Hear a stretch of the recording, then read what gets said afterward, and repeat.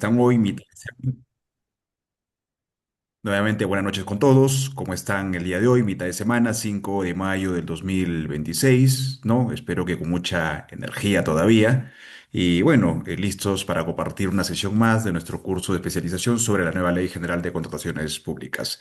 En la sesión anterior ya revisamos alguna información vinculada al desarrollo justamente de la fase selectiva y dentro de esta decíamos que las entidades del Estado, para efectos de convocar un procedimiento de selección, pues tiene que identificar cuál es el tipo de procedimiento que se ajusta a su necesidad y en concordancia con lo establecido en la estrategia de la contratación. Vamos a proyectar los PPTs para que ustedes también hagan el seguimiento.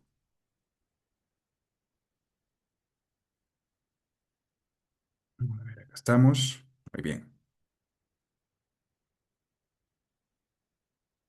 Aquí está.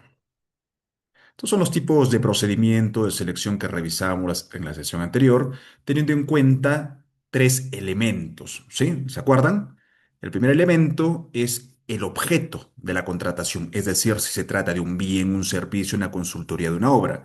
El segundo elemento es la cuantía del procedimiento de selección, pues de acuerdo a la ley de presupuesto público para este año, se ha determinado que en el caso de bienes y obras, siempre que la cuantía supere los 485.000, se convoca una licitación pública. Esto en bienes, ¿ah? Mayores a 485.000, licitación pública. En el caso de obras, tiene que superar los 5 millones de soles, ¿ok? Y en el caso de servicios en general o consultorías, hay una regla también específica, ¿no? Mayores a 485.000 soles, se convoca un concurso público y menores a 485.000 soles, se convoca un concurso público abreviado. Y digamos que esta modalidad abreviada aplica también para el caso de bienes y para obras, ¿no? Menores a 485.000, se convoca una licitación pública abreviada. Y en el caso de obras, igual, menor a 5 millones, se convoca una licitación pública abreviada, pero para obras, ¿ok? También revisamos otro tipo de procedimiento de selección.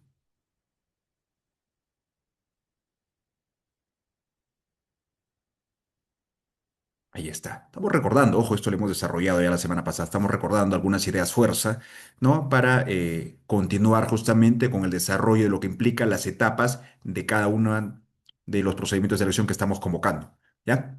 Luego hablábamos de la subasta inversa, decíamos que ahí se cumple el tercer elemento, ¿no? Primer elemento, el objeto; segundo elemento, la cuantía; tercer elemento, la condición para su uso. Y en estos casos vemos que cuando un bien o un servicio esté incorporado en una ficha técnica aprobada por Perú Compras, entonces corresponde convocar un procedimiento por subasta inversa. Asimismo, en el caso que ese bien o ese servicio tenga características estándar en el mercado y sea de disponibilidad inmediata, fácil de obtener, no es decir, que se entregue o se pueda elaborar o prestar dentro de los 5 días, ¿no? Calendarios, entonces se convoca el procedimiento de comparación de precios. Y posteriormente conversábamos que la norma también ha incorporado modalidades y metodologías. Por ejemplo, licitación pública para bienes especializados, licitación pública para obras con precalificación, licitación pública con diálogo competitivo, licitación pública para obras con negociación y de una manera muy similar para el caso de concursos públicos, ¿no? Con precalificación, diálogo competitivo y abreviado para expertos y gerentes. Asimismo, se incorporan nuevos procedimientos de selección como la compra pública precomercial, la Asociación para la Innovación, el concurso de proyectos arquitectónicos, entre otros. Sin embargo, de acuerdo al numeral cuarto de la decimotercera disposición complementaria final del reglamento, estos últimos procedimientos de selección prácticamente todavía no están operativos, ¿sí? El procedimiento está vigente, ¿no? Pero no están operativos en tanto no funcione la Pladicop. Y esta misma disposición complementaria final del reglamento lo que establece es que van a estar en funcionamiento, se van a utilizar una vez que el OS lance el comunicado. Pero el paso previo para que el OS lance ese comunicado es que esté operativa la Pladicop, pues. Y la Pladicop todavía tiene para unos meses más. No están en la etapa ya de pruebas finales, pero la versión 0.1 todavía está en esa etapa de revisión. ¿Ok? Entonces, no se olviden, actualmente solo estamos trabajando con estos procedimientos de selección que están en la tabla denominada topes de procedimiento de selección para este año, es decir, licitación pública, tanto para bienes para obras, licitación pública abreviada, también para bienes y obras, concursos públicos para servicios en general, consultoría, su modalidad abreviada, lo que sería el concurso público abreviado, concurso público para consultorías, concurso público para evaluadores expertos, gerentes de proyectos, ¿no? Tenemos la subasta inversa, comparación de precios y la contratación directa. Y aquí es importante nuevamente recordarles que actualmente la norma ha clasificado los procedimientos de selección en dos partes, en dos vertientes, los procesos competitivos y los no competitivos. Los competitivos son prácticamente los que acabo de comentar, ¿no? Las licitaciones, concursos y sus modalidades abreviadas, así como la subasta inversa y comparación de precios. Y los procesos no competitivos son los que antes se conocían como contrataciones directas, ¿no? Y su mismo nombre, el mismo nombre de la clasificación un poco va orientándonos o va dándonos la idea de por qué de cada uno de estos procedimientos, ¿no? Una licitación, un concurso, su modalidad abreviada, es competitivo o es un procedimiento competitivo porque lo que se busca es lograr la mayor concurrencia de ofertas, la mayor concurrencia de postores. ¿Y esto por qué? Porque entendemos que a mayor cantidad de ofertas, ¿no? Las condiciones van a mejorar, tanto las condiciones económicas ofertadas como las condiciones de la ejecución contractual, ¿no? En cambio, en un procedimiento no competitivo, también como su nombre ya lo refleja poco, ¿no? Entonces, la entidad de manera excepcional elige a un proveedor al cual se lo va a contratar de manera directa, ¿sí? Si bien hay una etapa previa, se difunden igual las bases del procedimiento de selección, pero esto es mera formalidad por cuestiones de transparencia y en atención también al principio de publicidad que está prevista en la norma de contrataciones públicas, ¿ya? Las causales de contratación directa no han variado mucho en realidad en contraste con la norma anterior, cuando éstas se realicen entre entidades, cuando haya situaciones de emergencia, cuando hayan hechos que generen el desabastecimiento al interior de la entidad para contratar servicios de publicidad, cuando se encuentra en el mercado un solo proveedor o un distribuidor o alguien que cuenta con derechos exclusivos, pero necesitamos contratar con él, entonces no hay que hacer procedimiento de selección, ¿no? Para contrataciones o compras con fines de investigación o experimentación. Esto lo utilizan mucho las universidades, los institutos, ¿no? Entonces, los hospitales también, por cierto, los laboratorios, entonces tampoco no convocan un procedimiento de selección, ¿no? Luego tenemos ahí el arrendamiento de inmuebles, que como les graficaba de alguna manera una experiencia también en la sesión anterior. Entonces, hoy en día somos conscientes que cuando la entidad necesita alquilar un inmueble, previo el trabajo previo es identificar ese inmueble. Y muchas veces pues no se encuentra dos o tres inmuebles con las características, con las condiciones que ellos quieren, ¿no? Porque se toma en cuenta muchas veces la ubicación, se toma en cuenta la distribución de los ambientes, el material de la construcción, a veces lo quieren con determinados espacios para cochera, estacionamiento, en fin, entre otras cosas, ¿no?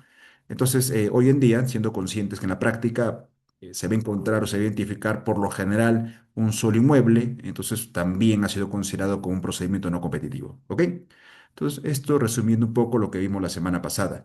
Y luego revisamos el desarrollo de cada uno de los procedimientos de selección, ¿no? ¿Sí? ¿Se acuerdan? Ok. Entonces vamos a pasar todo esto porque ya lo vimos.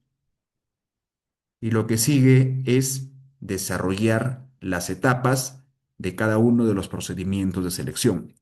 El punto en común de todos los procedimientos de selección es la convocatoria, ¿sí? ¿Y cuándo inicia la convocatoria? Cuando se dispone la publicación en el SEACE, en el caso de bienes y servicios, de las bases del procedimiento de selección. En el caso de obras, asimismo, hay que adjuntar, ¿no? O hay que publicar por componentes el expediente técnico de la obra, ¿ya? Hay un paso previo que también debemos enfatizar, y es que hoy en día hay que cumplir con dos requisitos para convocar de manera válida ese procedimiento de selección bajo sanción de nulidad. ¿Cuáles son esos dos requisitos? ¿Se acuerdan?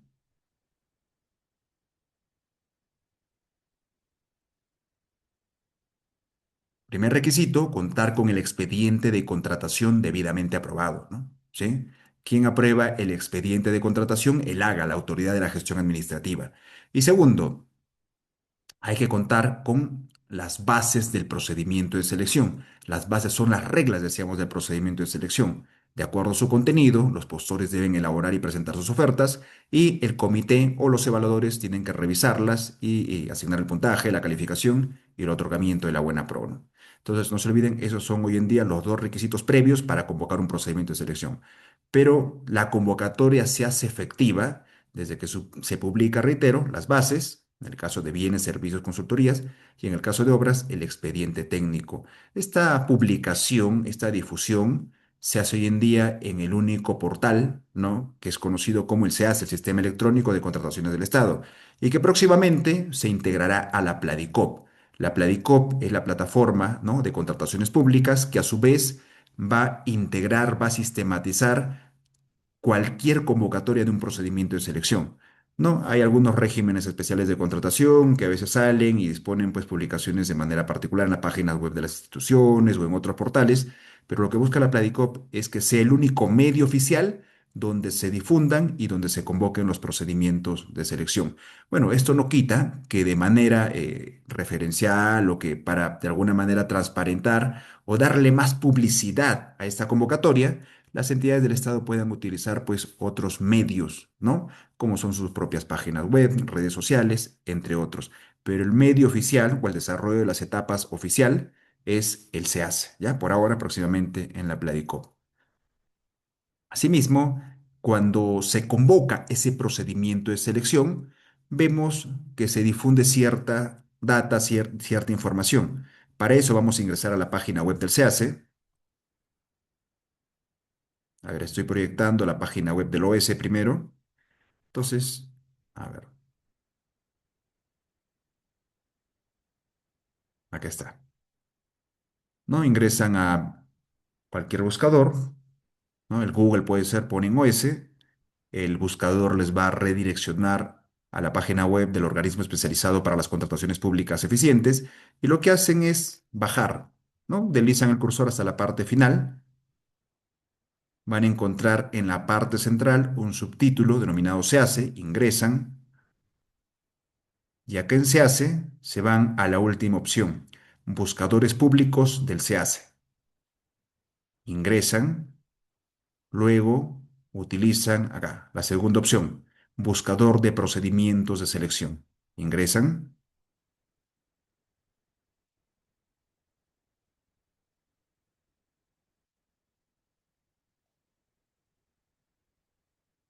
Muy bien.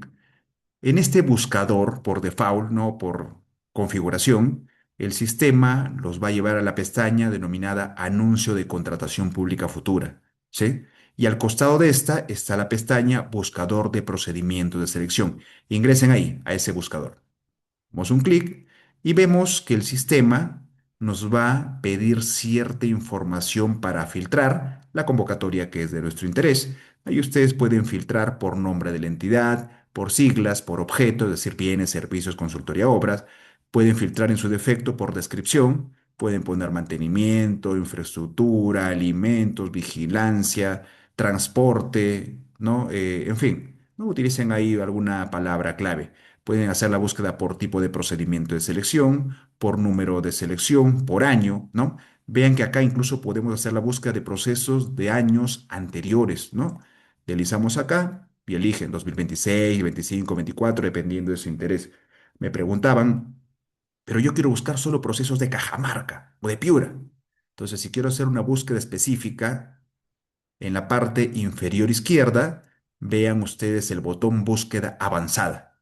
Ingreso al botón búsqueda avanzada y pues acá aplico filtro, ¿no? Departamento, Cajamarca, distrito, primero provincia, ¿no?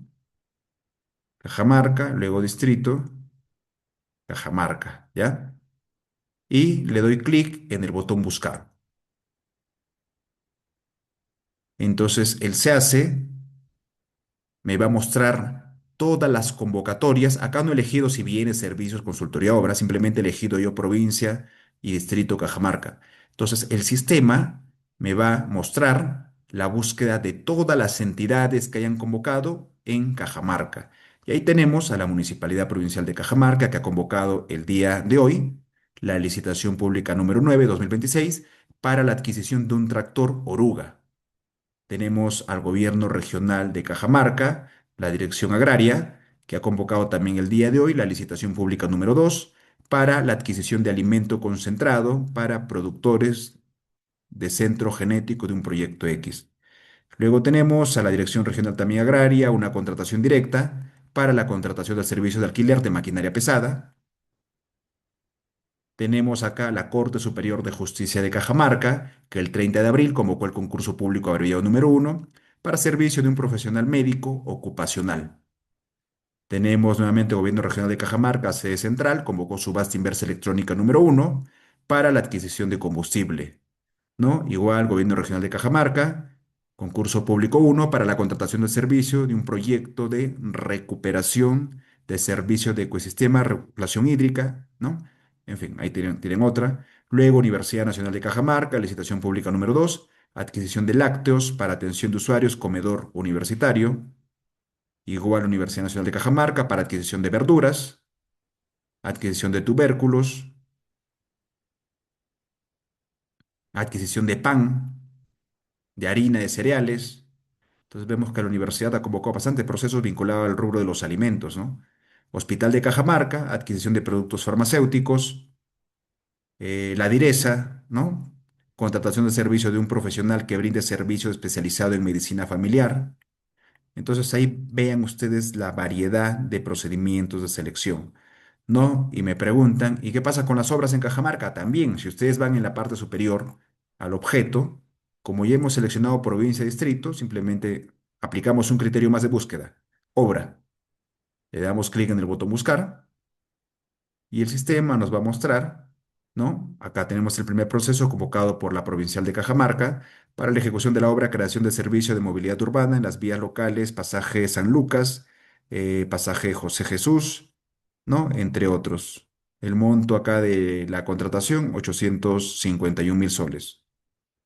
Tenemos otro de la Provincial, esta es creación de servicio de movilidad urbana en las vías locales del barrio Nuevo Cajamarca, 3.905.000.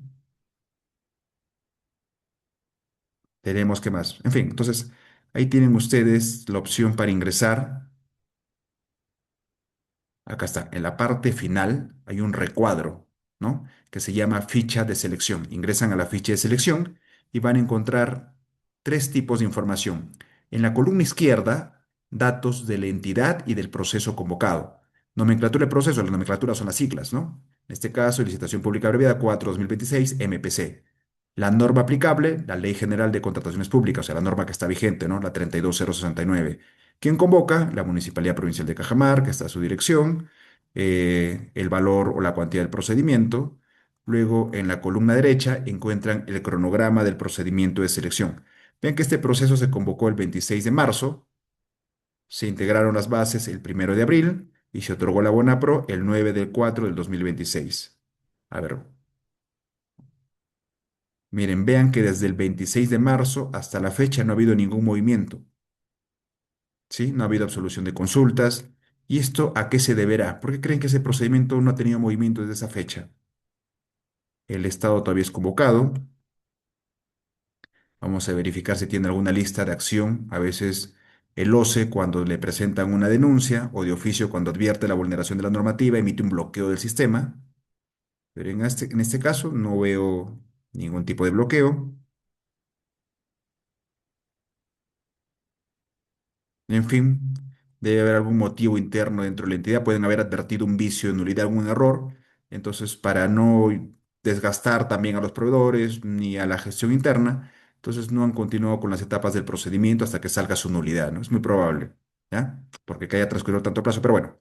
Luego en la parte central de la ficha, ustedes van a encontrar los documentos del procedimiento. En este caso, las bases administrativas, ¿ya? Ahora vamos a ingresar a otro proceso. A ver, vamos a ingresar esta de 3.900.000, también de la provincial. Se convocó el 26 de marzo, la integración de bases fue el 14 de abril y el otorgamiento de la Buena Pro el 20 de abril. Bueno, vemos acá otro proceso que se quedó solo en bases integradas. A ver, vamos a ver el estado. En este caso, miren, acá está, lo estoy subrayando, lo estoy marcando. En la parte central derecha dice estado del proceso nulo.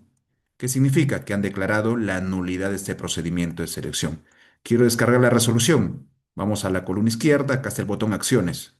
Ingreso a acciones y acá voy a descargar la resolución por la cual declaran la nulidad de ese procedimiento de selección. A ver, vamos a ver uno más.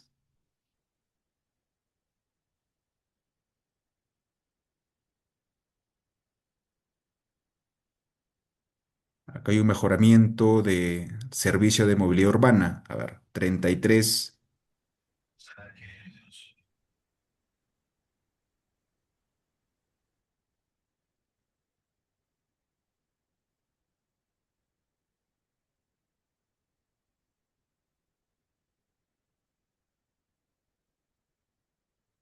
Muy bien, entonces vean que este proceso por lo menos se convocó el 18 de marzo, se integraron las bases el 22 de abril, se otorgó la buena pro, ayer, ¿no? El 5 de mayo. En la parte central están los documentos de procedimiento de selección, las bases, el pliego absolutorio, la integración, la presentación de ofertas, el acta de evaluación, calificación y de buena pro. Y en este caso se adjudicó al consorcio San Sebastián, integrado por las empresas Clara Ingeniería Construcción y J. Balión Ingenieros, ¿no? Ahí ustedes pueden ver el estado y el monto adjudicado. Ahora, ¿quiénes son? Quiero conocer quiénes son los integrantes del procedimiento, me preguntan. En la parte inferior derecha hay un recuadro, justo la última opción de la derecha, dice ver integrantes o encargado del procedimiento. Ingreso, y este es un comité que está conformado por tres titulares, tres suplentes. El presidente se llama Lix Jonathan Segura Suárez. Jorge Luis Yuliño Escalante, Edwin Gerald Chalán, luego Marco Antonio Alcántara, Luis Misaguamán, Pierre André, entre otros. ¿Ya? Entonces, vean que esta herramienta del SEAS es muy relevante en realidad para muchas cosas, si aprenden a manejarla, ¿no? Van a encontrar información que les sirva en el desarrollo o en la elaboración también de las ofertas en el caso de los que trabajan en el sector privado. El caso de los que trabajan en el sector público, van a poder contar con datos que te permita, pues, hacer informes de gestión, que te permita supervisar, monitorear también la ejecución de gasto, entre otros indicadores que son relevantes. ¿Ya? Si hay alguna duda, por favor, con toda confianza, me avisan. Entonces vamos a regresar a los PPTs. Continuamos. La etapa del registro de participantes, así como la etapa de formulación de consultas, observaciones, inician de manera simultánea al día siguiente de la convocatoria del procedimiento de selección. Ojo acá con la formalidad que establece la norma, porque en algún momento me llamó un conocido y me dijo, Bruce, el día de hoy, vamos a suponer el día de hoy, 6 de mayo, la Universidad Nacional acaba de convocar una licitación pública. Estoy ingresando al SEACE y no me dejan registrar. Y le digo, obvio, si la entidad convocó el día de hoy, el SEACE no te va a registrar porque el registro de participantes inicia al día siguiente de la convocatoria. Entonces, si convocaron el día de hoy, tú puedes ingresar y registrarte a partir del día de mañana. ¿Y cuándo finaliza el registro de participantes? De acuerdo a la norma, un momento antes de que inicie la etapa de la presentación de ofertas. En términos más prácticos, si el registro de participantes, perdón, si la presentación de ofertas, por ejemplo, es el día de mañana, 7 de mayo, ustedes se podrían registrar como participantes hasta el día de hoy, 11:59 minutos, hasta un minuto antes de que inicie la etapa de presentación de ofertas. ¿Ya? Requisitos para inscribirse como participante: contar con RNP vigente. Recuerden que en el RNP hay cuatro registros: registro como proveedor de bienes, servicios, consultor de obras y ejecutor de obras. ¿Ya? Eh, Esto en realidad, hoy en día este registro es indeterminado, es decir, que tú te inscribes, ¿no? Y lo único que tienes que informar al OS todos los años es prácticamente la actualización de algún dato, salvo que se trate de los consultores de obras o los ejecutores de obras, ¿no? Los consultores registran todos los contratos de consultoría que suscriben y los ejecutores de obras a su vez declaran en el récord de obras dos cosas, ¿no? La suscripción de nuevos contratos y las valorizaciones mensuales. ¿Ya? En la nueva norma se incorporan tres modelos de registro. Tenemos la lista abierta, lista abierta con invitación y lista cerrada. En lista abierta se puede registrar cualquier proveedor, nacional, extranjero, persona natural, persona jurídica, cualquiera se puede registrar. Me preguntan, ¿y si quiero participar en consorcio? En el caso de consorcios, se registra cualquiera de los integrantes del consorcio. ¿Cuál es la peculiaridad a través del SEACE? Que hoy en día, cuando quieras registrarte como consorcio, ¿no? Al momento de la presentación de ofertas, el SEACE va a vincular o le va a enviar un correo para que acepte, pues, la otra persona o el otro consorciado, ¿no? Esto para evitar hacer vinculaciones innecesarias o vinculaciones restrictivas que en la práctica se habían convertido arbitrarias, ¿ok? Luego tenemos el registro de lista abierta con invitación. En lista abierta con invitación, la entidad envía a través del SEACE una invitación para determinados proveedores, ¿no? que tienen intención de participar en este procedimiento de selección. No obstante, como es lista abierta con invitación, también cualquier proveedor que tenga interés se puede registrar. Ahora, si pasamos ya a lista cerrada, acá las cosas cambian, porque en lista cerrada únicamente se van a poder registrar aquellos proveedores, aquellas empresas que reciban una invitación a través del SEACE, ¿ya? Bueno, básicamente lista cerrada lo tenemos para pocos procedimientos. Actualmente lo utilizamos para contrataciones directas y para comparaciones de precios. Por lo general, se maneja con lista abierta y con lista abierta con invitación. Otro dato relevante con respecto al registro de participantes es que este registro es gratuito, ¿sí? Yo recuerdo que en la normativa, bueno, desarrollada el decreto legislativo 1017, ¿no? ¿Sí? Entonces, en esos casos, para registrarte, por ejemplo, en un proceso de ejecución de obras, te exigían obligatoriamente que compres el expediente técnico, ¿sí? ¿Y cuánto era el costo de un expediente técnico? A veces hasta de manera restrictiva, ¿no? Yo he visto casos donde cobraban 7.000 soles por un expediente técnico. Entonces, esto también se modificó después de pandemia, prácticamente todo se ha sistematizado, todo es electrónico, ¿no? Entonces, y ya desde hace unos buenos años, en buena fe de la transparencia y la publicidad, prácticamente todas las etapas del procedimiento de selección son electrónicos. Lo único que podría seguir siendo presencial es la entrega o la presentación de las muestras. Efectivamente, en el caso de algunos bienes o suministros, es probable que la entidad requiera la entrega de muestras. Sí, pero por lo general en todos los procesos, todas las etapas son de manera electrónica. Y ese registro se realiza a través del SEACE. Para ello, los proveedores tienen que ingresar con el certificado SEACE. ¿Qué es el certificado SEACE? Es el usuario y la contraseña que les entrega el Registro Nacional de Proveedores al momento que se inscriben como proveedores. Me preguntan, ¿qué pasa si olvidé mi clave? Ingresa a la página web del RNP y hay una opción donde tú digitas tu RUC y una opción donde dice olvidé mi clave. El sistema te va a reenviar la clave al correo que consignaste cuando te registraste. Me siguen preguntando, ¿y qué pasa si me olvidé qué correo registré? Ya en estos casos vas a tener que descargar un formulario, ¿no? Para solicitud de actualización de clave, ¿no? Y con esto te van a enviar una nueva clave a tu correo electrónico. Después ya haces tú los cambios o las modificaciones correspondientes, ¿ya?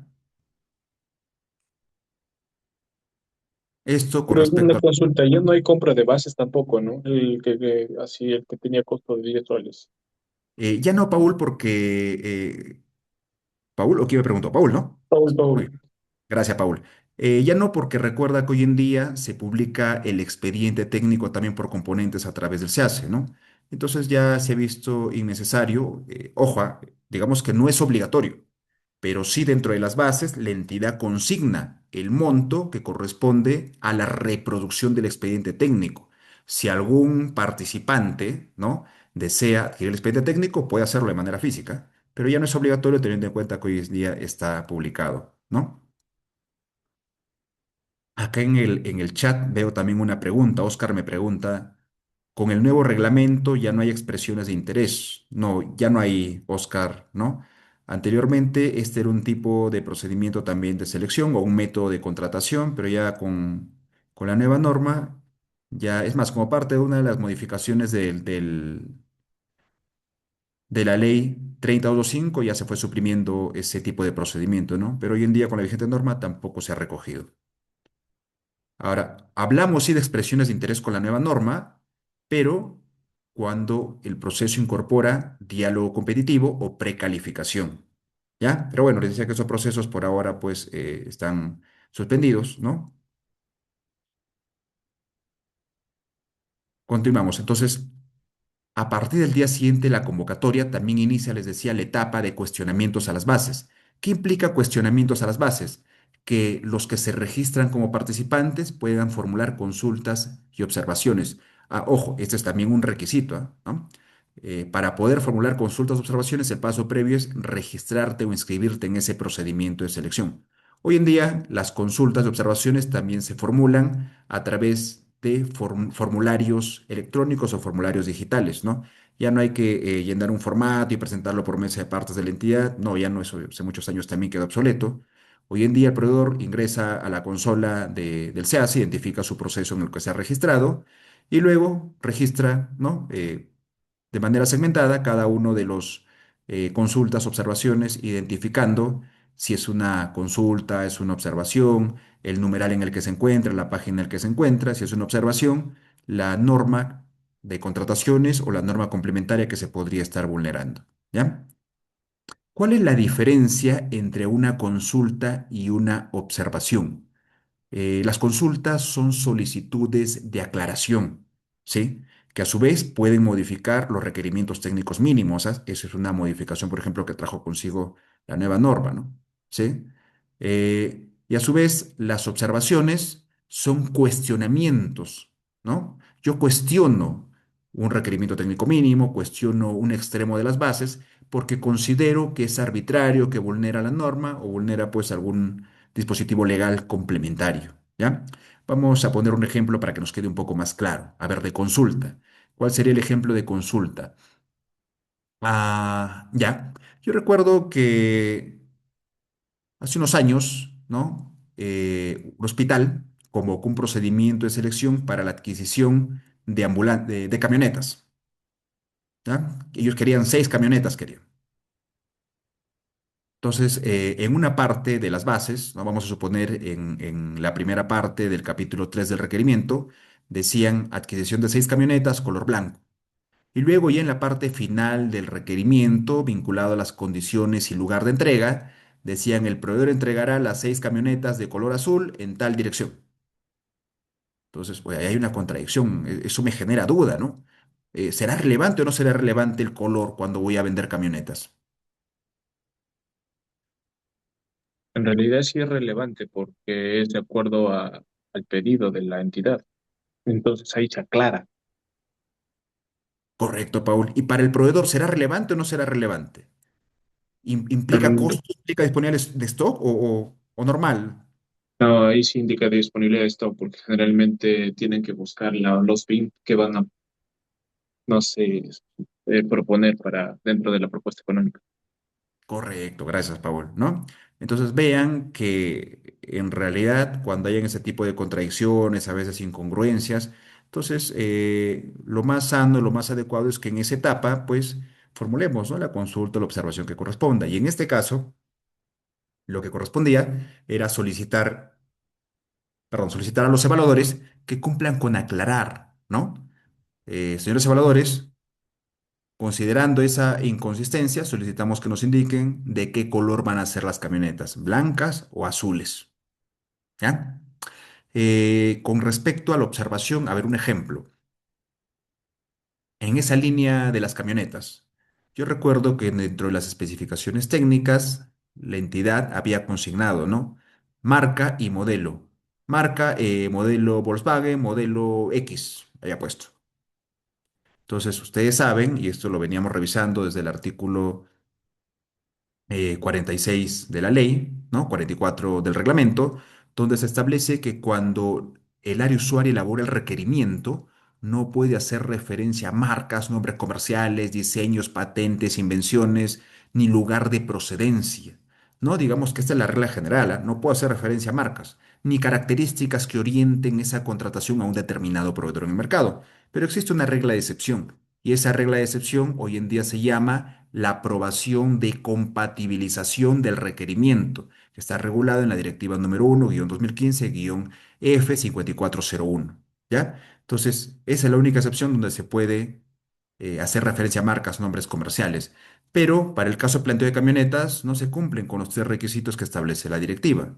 En consecuencia, no se podía, pues, en ese requerimiento hacer referencia a marcas, nombres comerciales. Y como tal, en la medida que está vulnerando la norma, está vulnerada la directiva, entonces formularemos una observación. ¿Ya? Yo recuerdo otro caso, es un caso de Lambayeque. La Municipalidad Provincial de Lambayeque había convocado un proceso para la ejecución de la obra y con respecto al perfil del residente de obra, estaban solicitando lo siguiente: 35 años de experiencia desde la colegiatura, decía. Imagínate cuántos años debería tener ese residente aprox para que Eso es pueda un participar, dinosaurio. ¿verdad? ¿No? Luego, ¿qué más pedían? Eh, Pedían que cuente con 1.200 horas de capacitación en residencia de obras, 1.200 horas de capacitación en liquidaciones de obra, 1.200 horas en costos y presupuestos, 1.200 horas en contrataciones del Estado, maestría y la cerecita. Encima ponían ser docente activo de la Universidad Pedro Ruiz Gallo. Pregunta, ¿cuántos residentes creen ustedes que encontremos en el mercado con ese perfil? Está más dirigido. ¿Verdad? Mm, Entonces, ¿qué presento ahí? ¿Una consulta o una aclaración? Tiene que haber Perdón, una consulta o una observación. ¿Qué presento? un Una observador. observación. Una observación, ¿verdad? Porque básicamente con ese perfil pues están direccionando ya a un determinado profesional, ¿no? Y además están restringiendo, Y que se eh, pide cueva. no, imagínense, ¿no? Entonces son situaciones muy peculiares que las hemos visto con mucha frecuencia en realidad en la práctica, ¿no? Pero bueno, entonces para eso existe ese mecanismo que nos permita cuestionar. Ahora, ¿qué ocurre si como consecuencia de estas consultas y observaciones, por ejemplo, en la absolución, ¿no? ¿Qué ocurre si el comité acoge mi observación y me dice, mira, ya sabes qué, ya, vamos a suprimir la marca de las camionetas o vamos a suprimir ese perfil del residente? No, ya no va a ser 35 años, va a ser solo 5 años. Ya no se pide 1.200 horas, van a ser 120 horas. Vamos a suprimir ese extremo donde se hacía referencia a que sea docente universitario, ¿no? Esto nos dicen en el pliego absolutorio, ¿ya? Pero cuando revisamos las bases integradas, continúa todavía la misma exigencia. ¿Qué hacemos en esos casos? Habrá que cuestionar las bases integradas, habrá que solicitar la elevación. ¿Qué hacemos? Mire, la experiencia me ha dicho que mejor en esos casos ya es no presentarse, ¿no? Porque se nota a mil luces que esa ya está con nombre predeterminado. Ya, muy bien, Oscar, claro. Eso sí es que, claro, cuando absuelven consulta observaciones, te dicen, no te acojo, pues la observación, ¿no? Integro las bases, pero no te acojo, ¿no? O sea, mantengo el perfil. Pero el escenario que les estoy poniendo es que el comité se acoge la observación, está modificando todo el perfil. Pero en las bases integradas no modifica nada, sigue el mismo perfil. ¿Qué hacemos? Miren lo que Lo que dice el podría es artículo. denunciar al OS, pues, ¿no? Ya, ok, ¿no? Pero vean, porque la respuesta de repente está un poco más sencilla en la norma, ¿no? Estoy proyectando acá el numeral 6 del artículo 66 del reglamento, ¿no? Y lo que dice la norma, ¿no? ¿Están chequeando? Cuando exista divergencia, o sea, cuando exista contradicción entre lo que dice el pliego absolutorio de consultas y observaciones y las bases integradas, ¿qué prevalece? Prevalece lo indicado en el pliego absolutorio. Entonces, esto nos obliga a leer el pliego absolutorio. Muchas veces los postores no leen el pliego absolutorio, ¿no? Se basan o elaboran las ofertas teniendo en cuenta solo las bases integradas. No obstante, hay que tener en cuenta que cuando el comité evalúe las ofertas, también va a tener que evaluar considerando lo que dice el pliego absolutorio y considerando lo que dicen las bases integradas. Pero hay una respuesta muy puntual, ¿no? Sin necesidad de formular denuncias, otros aspectos, porque la norma es clara, ¿no?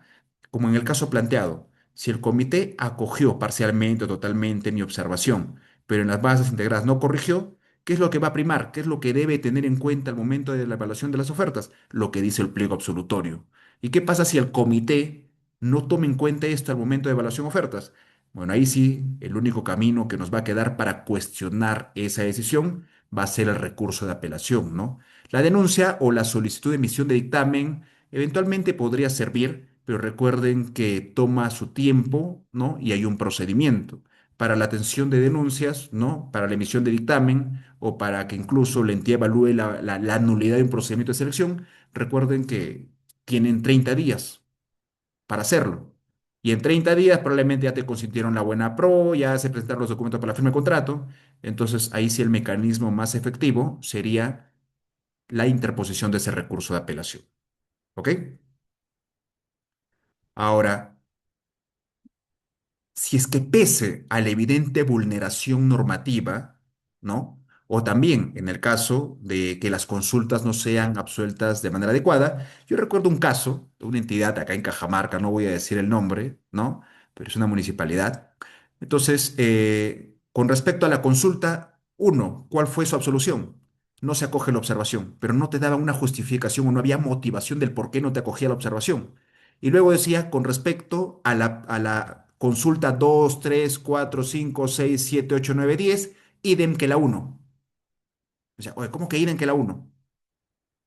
O sea, igual que la absolución de la consulta uno. Entonces, esa falta de motivación, ¿no? Entonces, ¿qué genera? Si estamos frente a una licitación, un concurso público que permiten la elevación de esa absolución y de las bases integradas al OCE, ¿no? O al OS, ¿no? Entonces, este sería el mecanismo más efectivo, ¿no? En el caso también que yo les venía comentando, si pese a que estamos observando la referencia de marcas, nombres comerciales, ¿no? O el indicar ese perfil del residente que está direccionado, la entidad no me acoge, entonces también puedo solicitar la elevación al OS.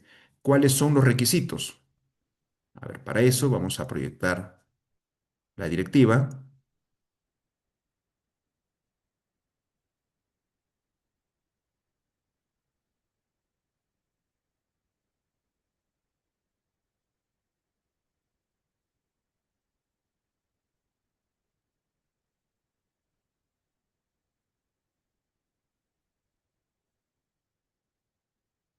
Aquí está. Directiva número 3-2025-OS-CD, CD de Consejo Directivo, ¿no? Entonces, esta directiva regula las disposiciones para la presentación de la solicitud de elevación de cuestionamientos y la emisión de pronunciamiento, así como las bases integradas. Claro, resulta que ahora, cuando se solicita la elevación al OS, la Dirección de Supervisión y Asistencia Técnica, que antes era muy conocida como la Dirección de Gestión de Riesgos, ahora se llama Dirección de Supervisión y Asistencia Técnica. Entonces no solamente emite el pronunciamiento sobre lo que le están elevando, sino que a su vez tiene la obligación de integrar las bases como reglas ya definitivas del procedimiento de selección. En esta directiva, básicamente se establece el siguiente objeto, ¿no? Establecer disposiciones complementarias con la finalidad de que los participantes puedan solicitar la elevación de sus cuestionamientos con respecto al pliego de absolución de consultas, observaciones y las bases integradas.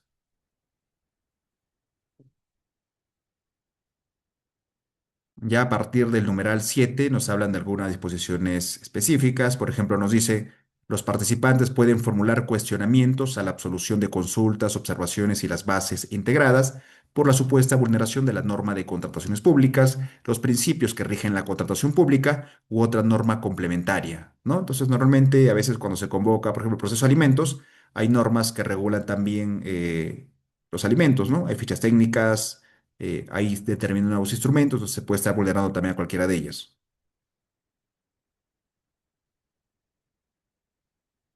Algunas disposiciones específicas, ¿no? Por ejemplo, los requisitos para poder solicitar la elevación están en el numeral 8.1, indica lo siguiente.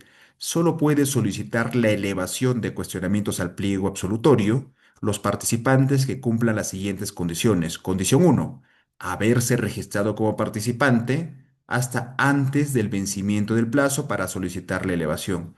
O sea, no necesitas haber presentado la consulta o la observación para solicitar elevación, pero lo que te exige la norma es que te hayas registrado como participante hasta antes del vencimiento de plazo para solicitar la elevación. ¿Y cuál es el plazo para solicitar la elevación? 3 días hábiles siguientes a la publicación del pliego absolutorio, que es justamente la siguiente condición, ¿no? Para solicitar la elevación, ¿no? Cualquier participante puede hacerlo dentro de los 3 días hábiles siguientes de la publicación del pliego absolutorio y las bases integradas. Y tercer requisito, haber efectuado el pago y presentarlo ante la entidad contratante, ¿no? Ojo, la solicitud de elevación no se presenta en mesa de partes del OS. Sí es cierto que el OS es el que va a emitir pronunciamiento, pero la presentación es en mesa de partes de la entidad y va dirigido, pues, al presidente del comité de selección. ¿Cuánto es el monto de la tasa para este año? A ver, acá tengo el TUPA del OCE modificado.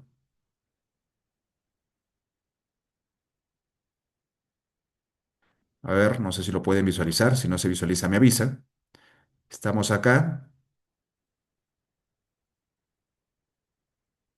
Acá, en el TUPA del OS, el procedimiento se llama pronunciamiento por elevación de cuestionamientos al pliego de absolución de consultas de observación y las bases integradas.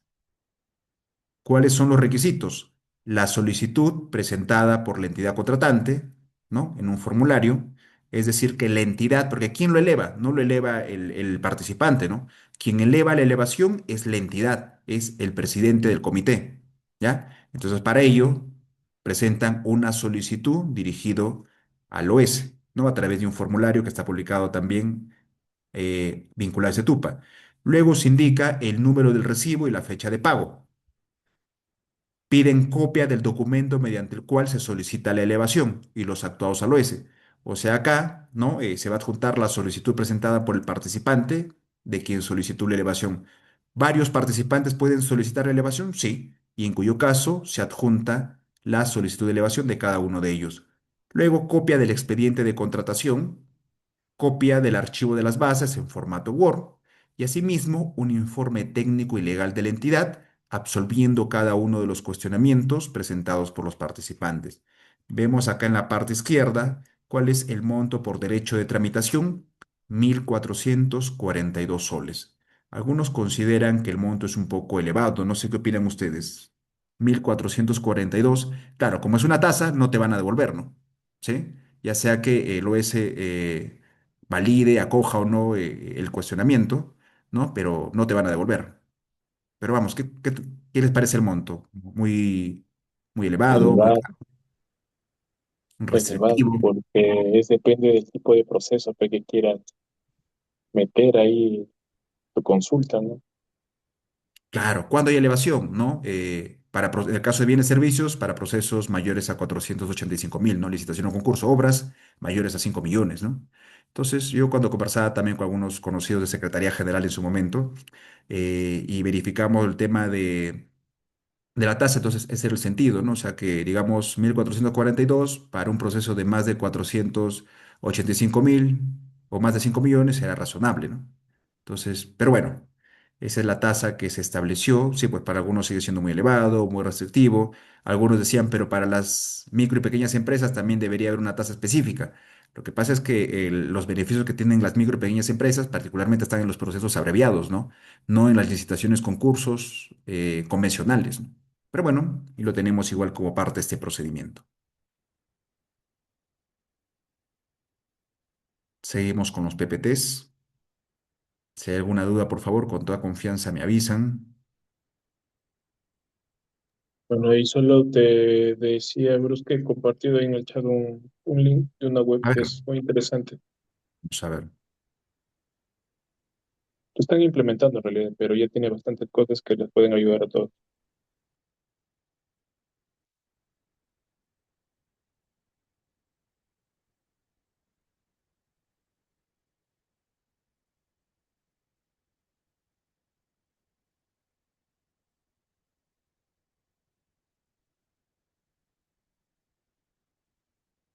Ah, ok, es una plataforma integral de contrataciones públicas. Imagino que esto es privado, ¿no? S- A ver. Oye, gracias, Paul, por la información. A ver, terminando la clase, le doy una revisada y si es interesante, de repente por ahí podemos sumar algo. Ya, te agradezco igual por la información que la has compartido no solo para mí, sino para todos los compañeros del grupo.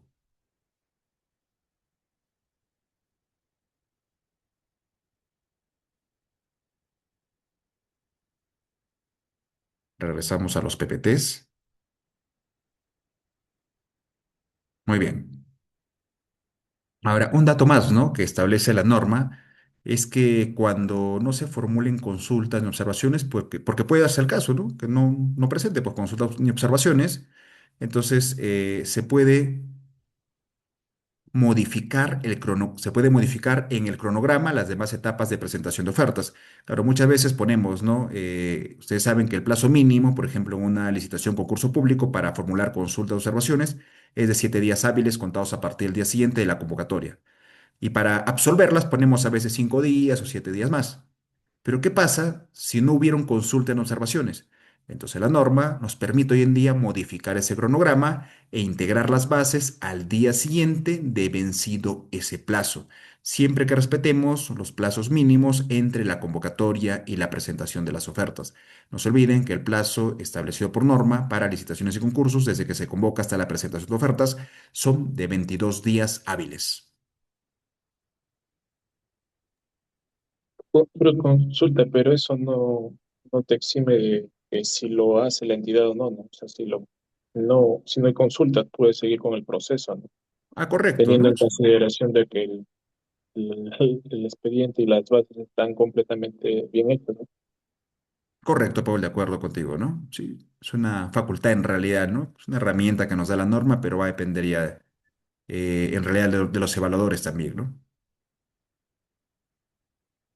Entonces, tanto las consultas, observaciones, yo les venía comentando que requieren cierta motivación, ¿no? Pero más o con más énfasis las observaciones, ¿no? Porque en estos casos hay que sustentar, hay que justificar el por qué razón no se acoge esa consulta, perdón, esa observación. Y es ahí donde la norma te dice que tú puedes acoger totalmente, acoger parcialmente o no acoger, sin ningún extremo de la observación. Entonces hay que tener ahí bastante cuidado siempre cuando si trabajan en el sector público, cuando absuelven esas observaciones, porque hay participantes que dentro de una misma observación, ¿no? Te incorporan, si quieren verlo así, son tres observaciones en realidad encapsuladas en una sola. Y hay que tener cuidado de absolver en realidad esas tres observaciones, porque si solo absolvemos una de ellas y no absolvemos las otras, entonces pueden generar un vicio de nulidad del procedimiento de selección. Y eso es lo que se va a arrastrar, ¿no? Y lo van a solicitar recién cuando se otorgue la buena prueba y probablemente ese proveedor no sea el beneficiario, ¿no? Pero digamos que ya la práctica nos demuestra cómo se pueden ir sembrando también desde el proceso ciertos vicios, ¿no? Cuando el resultado no les favorece, ¿no? Y esto eventualmente se podrían evidenciar a través de una denuncia o a través de un recurso de apelación. Entonces, las bases, ¿qué son las bases integradas? En realidad, las bases iniciales son las reglas de procedimiento de selección, decíamos. Las bases integradas son las bases iniciales, pero que han sido modificadas incorporando la absolución de consultas, observaciones o el pronunciamiento emitido por el OS. ¿Ya?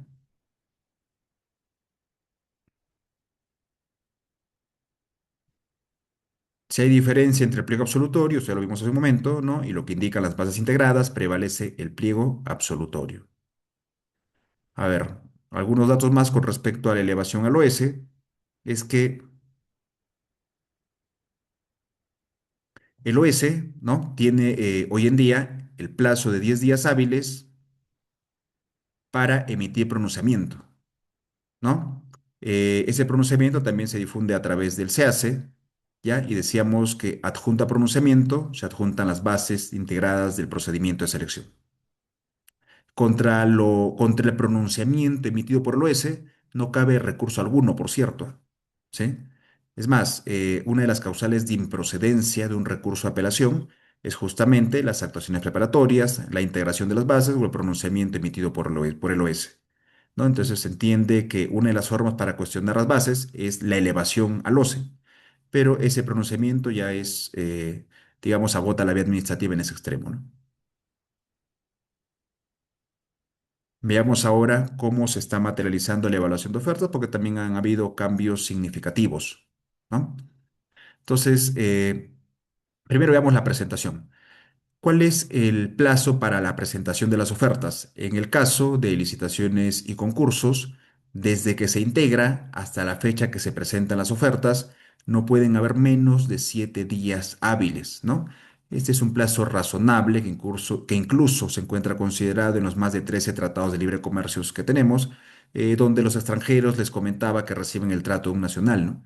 Entonces, para que una empresa, un proveedor en realidad acá local o del extranjero puede elaborar sus ofertas, se ha considerado que 7 días es un plazo razonable, ¿no? Contados desde el día siguiente, desde que se integran las bases del procedimiento de selección. ¿Cuál es el tiempo o el plazo para presentar las ofertas? El mínimo es de un día, ¿no? Entonces, en el CAC, las entidades del Estado como mínimo van a programar plazo para presentación de ofertas 24 horas, o sea, el equivalente a un día, ¿no? Puede ser más, me preguntaban, 2, 3, 4 días, sí, 5 días, problema. No va a depender justamente, ¿no? Del tipo de procedimiento de selección, va a depender de la envergadura, va a depender de la cuantía, va a depender también de la cantidad de proveedores que puedan haber evidenciado en el mercado, y esto lo tiene que ir pauteando ya la estrategia de la contratación, ¿no? Esta presentación de ofertas, por cierto, hoy en día también sigue siendo electrónica. Los postores ingresan al SEACE con el certificado SEACE, ingresan al proceso en el que se han registrado y dentro del horario y fecha establecida adjuntan de manera digitalizada ese archivo que contiene su oferta técnica y también un archivo que contenga la oferta económica. No se olviden que en el caso de consultorías, las ofertas técnicas no deben incluir informaciones económicas. Otro dato más. ¿Qué ocurre con respecto a la firma de los formatos y demás documentos contenidos de la oferta? ¿Será subsanable?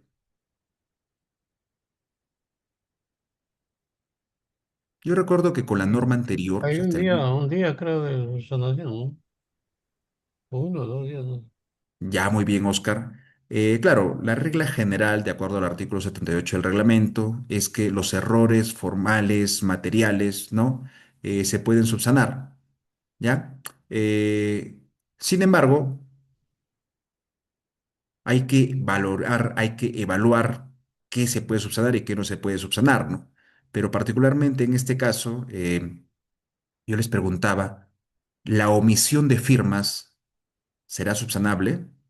El pegado de una firma, ¿cómo se presentan hoy en día las ofertas? ¿Se puede presentar con firmas pegadas, con firmas escaneadas? ¿Qué dicen las bases al respecto? A ver, vamos a revisar las bases.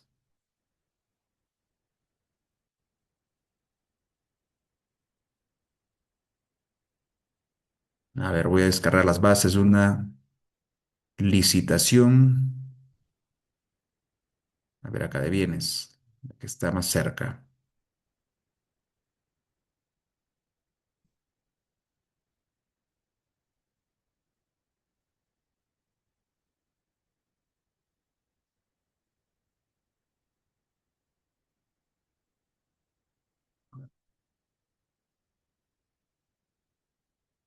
Muy bien, bases estándar de licitación pública. Vamos a la sección general.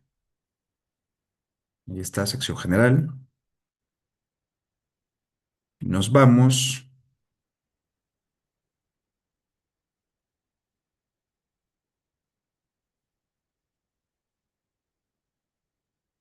Numeral 2.2.4. A ver, ¿algún voluntario que pueda leer este párrafo bastante breve?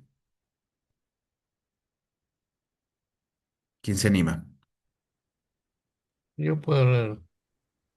Gracias, Oscar. Las, Adelante, por favor. las declaraciones juradas, formatos o formularios previstos en las bases que conforman la oferta deben estar debidamente firmados por el postor, entre paréntesis firma manuscrita o digital, según la ley número 27.269, ley de firmas y certificados digitales, cierro paréntesis. No se acepta insertar la imagen de una firma. No se acepta insertar la imagen de una firma. El postor, el representante legal o común, apoderado o mandatario designado, se hace responsable de la totalidad de los documentos incluidos en la oferta. El postor es responsable de verificar antes de su envío que los archivos puedan ser descargados y su contenido sea legible. En caso de la información contenida en los documentos que conforman la oferta no coincida con lo declarado a través del SEACE de la PADICOP, prevalece la información declarada en los documentos de la oferta. Perfecto, gracias, Oscar, ¿no? Entonces, dentro de toda esta información que resulta relevante, ¿no? Lo que podemos advertir es que se conserva todavía esta formalidad de que no se acepta el inserto de una imagen escaneada dentro de las declaraciones juradas, formatos o demás documentos exigidos en las bases, ¿no? Entonces, con la norma anterior, o sea, si bien es cierto, la omisión de las firmas sí es subsanable, pero con la norma anterior la omisión de la firma en el anexo 6 o el pegado, ¿no? Esta firma que a veces eh, se escanea y se pega en todas las hojas. Entonces, eso incluso también era subsanable, pero menos en el anexo 6.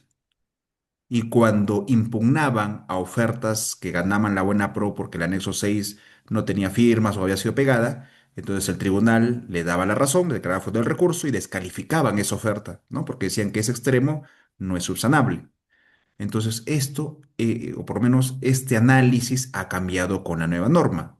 Con la nueva norma, ya el tribunal ha emitido básicamente diversas resoluciones donde dice que la omisión de firmas o el pegado de una firma en el anexo 6 que contiene la oferta económica sí es subsanable. Y acá les voy a proyectar una resolución.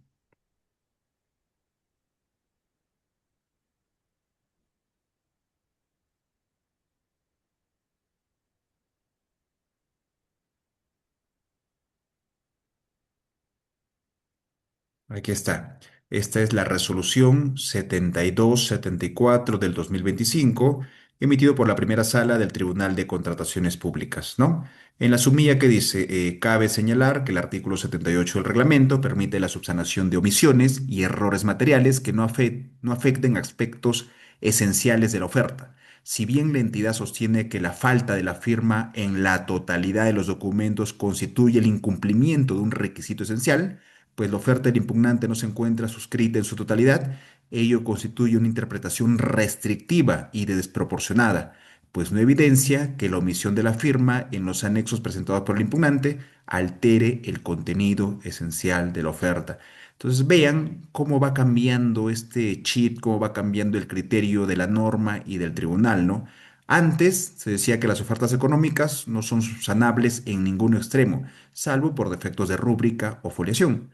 Y por eso es que se decía que si no firmaban o ponían una firma escaneada, esto sí, de alguna manera, afectaba el contenido esencial de la oferta. Pero hoy en día el tribunal ha dicho, ¿no? Que la falta de la firma, ¿no? Entonces no es restrictiva o no evidencia en realidad, ¿no? Que altere el contenido esencial de la oferta. Y esto, ¿no? Entonces, ahí tienen la resolución, y más en el aula virtual también está publicada, se emitió el 29 de octubre del 2025.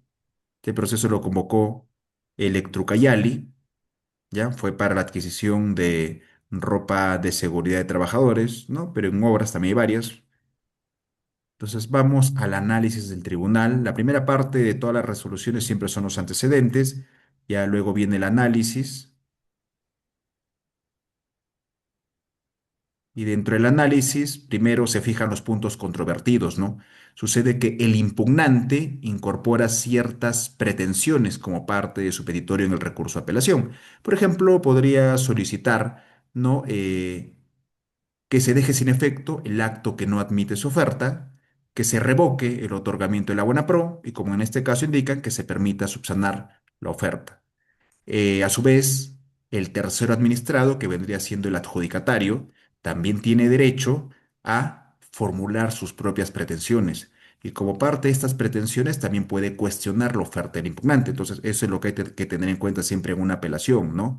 Que no solo se va a resolver lo que tú estás solicitando, sino que eventualmente, ¿no? Lo que está peticionando el tercero administrado o que podría también alegar la entidad. Lo cierto es que al final el tribunal, teniendo en cuenta cada una de las pretensiones y petitorios expuestos por cada una de las partes, ellos consolidan, integran y determinan los puntos controvertidos que se va a resolver.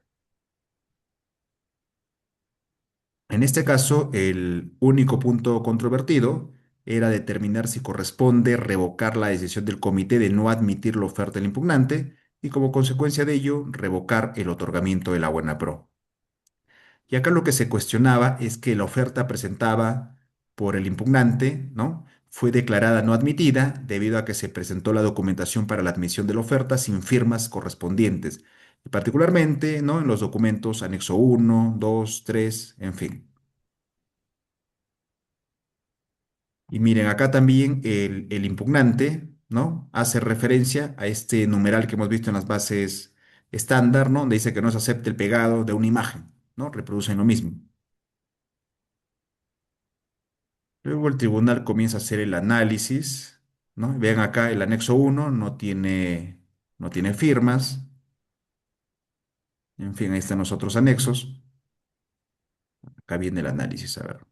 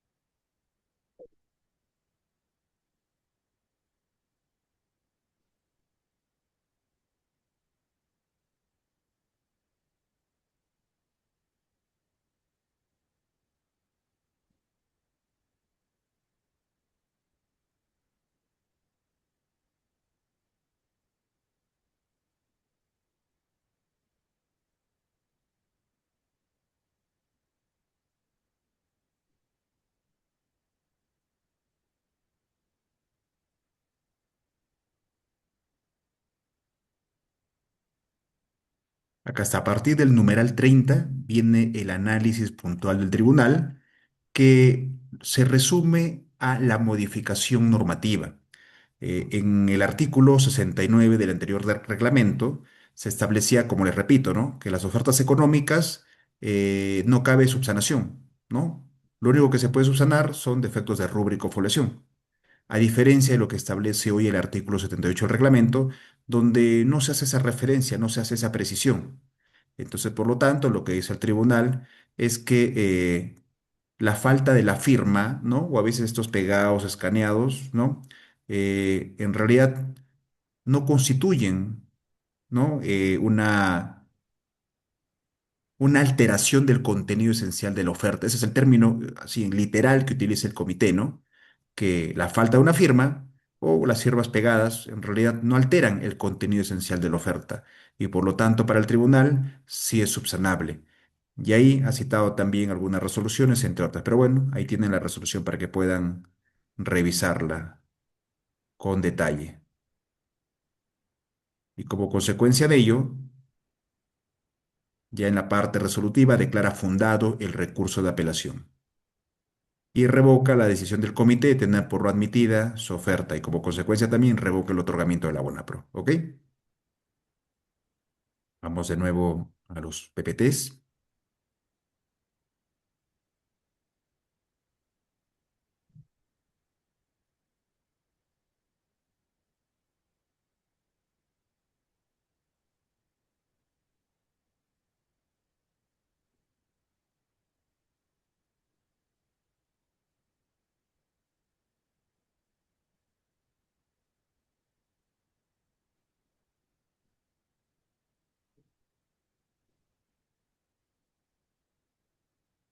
Ok, otro dato más con respecto a la presentación de ofertas, ¿no? Y esto es que se debe presentar en idioma español, ¿no? O en su defecto, acompañado de la respectiva traducción, ¿no? Efectuada por traductor público juramentado o colegiado. Hay que verificar acá porque la única excepción en la cual se pueden presentar documentos emitidos en otro idioma es cuando se traten de documentos complementarios, ¿no? Por ejemplo, cuando se trate de algún brochure, algún catálogo, ¿no? Algún instructivo, alguna información que sirva solamente para contrastar ciertos datos, ¿no? Pero si es que el requisito que te están pidiendo sirve para acreditar especificaciones técnicas o algún requerimiento en particular, debe presentarse en idioma español o con la respectiva traducción. Asimismo, no se olviden que en el caso de consorcios hay que presentar esa promesa de consorcio con firmas electrónicas, ¿no? No obstante, ¿no? Todavía se está aceptando firma legalizada, ¿no? Puede ser que todavía no todos, en realidad no todos cuentan con firmas electrónicas y como tal todavía pueden legalizar sus firmas.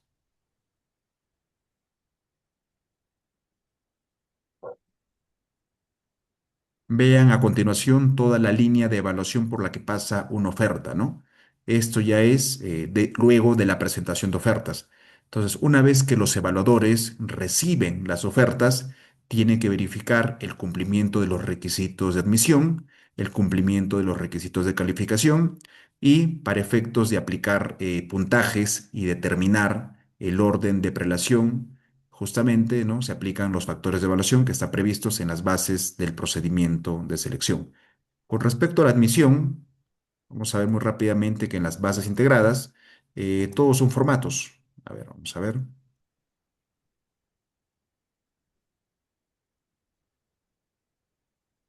Ahí está, estoy proyectando las bases estándar de una licitación pública. Vamos a la sección específica. Hasta esta es la segunda parte de las bases, ¿no? Sección específica. Y en la sección específica nos vamos al capítulo 2. Capítulo 2 del procedimiento de selección. Numeral 2.2, contenido de las ofertas. Y comenzamos acá con los documentos para la admisión de la oferta. Anexo 1, que contiene la declaración jurada de datos del postor. Anexo 2, que contiene el pacto de integridad. Luego, en el caso de personas jurídicas, ¿ya? Se tiene que presentar el documento que acredita la representación. ¿Cuál es ese documento? Prácticamente la vigencia poder. Y en el caso de personas naturales se presenta la copia del DNI. Pregunta, ¿la vigencia poder tendrá alguna antigüedad? Yo recuerdo que con la norma anterior, Mes. Un mes, sí. correcto, Oscar, con la norma anterior decían 30 días, ¿no? Contados desde la fecha de la presentación de las ofertas. Pero este era con la norma anterior. Con la nueva norma, las bases estándar vigentes, no hay una antigüedad. Entonces, si alguien presenta una vigencia poder de enero de este año, de enero del 2024, en la medida que se presenta bajo el principio de presunción de veracidad, hoy ya no los pueden dejar sin efecto, no los pueden no admitir, ¿sí? Entonces, es válido. Ya si como parte de la fiscalización posterior o por ahí la entidad toma conocimiento que esto no es cierto, pues, ¿no? Entonces, claro, se va a dejar sin efecto esa buena pro y a su vez los van a enviar al Tribunal de Contrataciones Públicas para que inicie proceso administrativo sancionador, ¿ya? Pero repito, hoy en día no hay antigüedad de la vigencia poder. Asimismo, la omisión de la presentación de la vigencia poder sí es subsanable, pero es subsanable siempre que haya sido tramitada hasta antes, ¿no? De la presentación de las ofertas. Un ejemplo, si la presentación de las ofertas es el día de hoy, 6 de mayo, a veces por un tema de apuro, ¿no? Un tema de escaneo, hoy en día todos los documentos se presentan escaneados, digitalizados, ¿no? Entonces a veces pues no metemos la vigencia poder, ¿no? Entonces, esa omisión sí es subsanable porque ha sido emitido por una entidad pública, es un documento que tiene un registro, pero a su vez lo que nos exige la norma es que lo hayamos tramitado de manera diligente. Es decir, ¿no? Si hoy 6 era la presentación de ofertas, hasta hoy tenían que haberlo tramitado, ¿no? Ya después, si lo tramitaron después, ya no es subsanable.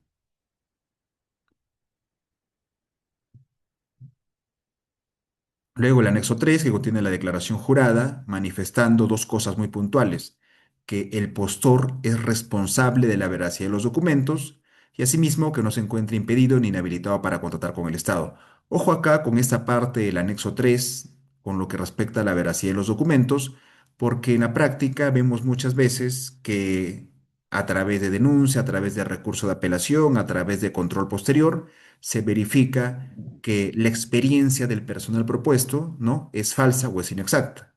O la experiencia presentada por el postor es inexacta o es falsa, ¿sí? Entonces, y ahí surge muchas veces la interrogante, ¿no? Oye, si se presenta el título de un profesional falso, ¿quién es el responsable? ¿El postor o el profesional? Vean que ahí también y en la jurisprudencia, el Tribunal de Contrataciones Públicas nos ha dejado ya bien claro ese extremo, ¿no? El único responsable administrativo es el postor. ¿Sí? No, pero el profesional me lo entregó así, pues es más, mira, acá está legalizado el documento con el cual me lo he entregado. Sí, pues, pero para efectos administrativos, ¿no? Lo que se ha ya pauteado, lo que se ha determinado, es que el postor es estrictamente responsable por la verificación, por la validación o por los documentos presentados. Entonces, administrativamente, el tribunal te va a sancionar, te va a inhabilitar. ¿Ya? Ojo, el tema penal es distinto, ¿no? El tema penal, sí, quien asumirá la responsabilidad será pues el profesional, si es que de verdad te lo presentó así, ¿no? Ya, pero ese es otro tema. En el caso de consorcios, ¿cómo se determina la responsabilidad? Verificando la promesa de consorcio. Entonces, en la promesa de consorcio hay que delimitar las actividades que conforman la participación de cada uno de estos, ¿ya? Entonces, por ejemplo, el consorciado A puede decir, yo voy a aportar experiencia del postor. El consorciado B puede decir, yo voy a aportar experiencia, no experiencia o al personal. Entonces, si se presenta o se advierte un título falso, entonces, ¿quién tenía a cargo la presentación o la responsabilidad del personal? A, no, A dijo, yo voy a aportar experiencia. B, personal. Entonces, B va a tener que asumir esa responsabilidad, ¿ya? Entonces, eso hay que tenerlo en cuenta, siempre y cuando se presenten las ofertas. En el caso de consorcios, justamente como les venía comentando, se presenta el anexo 4 y este anexo 4 tiene que venir con firmas digitales o como les comenté también, ¿no? Todavía por ahora se sigue conservando la presentación de firmas legalizadas. Aparte de ello, el anexo 5 que acredite la desafectación del impedimento, ¿no? En el caso de bienes, por cierto, se puede requerir ciertos documentos que acrediten justamente características técnicas, requisitos funcionales o operativos, ¿no? Esto lo determina ya la entidad. Y luego viene el anexo 6 que contiene el precio de la oferta, que dependiendo de la modalidad de pago, es decir, si es suma alzada, precios unitarios, tarifas, porcentajes u otros, entonces va a variar. ¿Sí? Pero básicamente todos estos son los requisitos de admisión.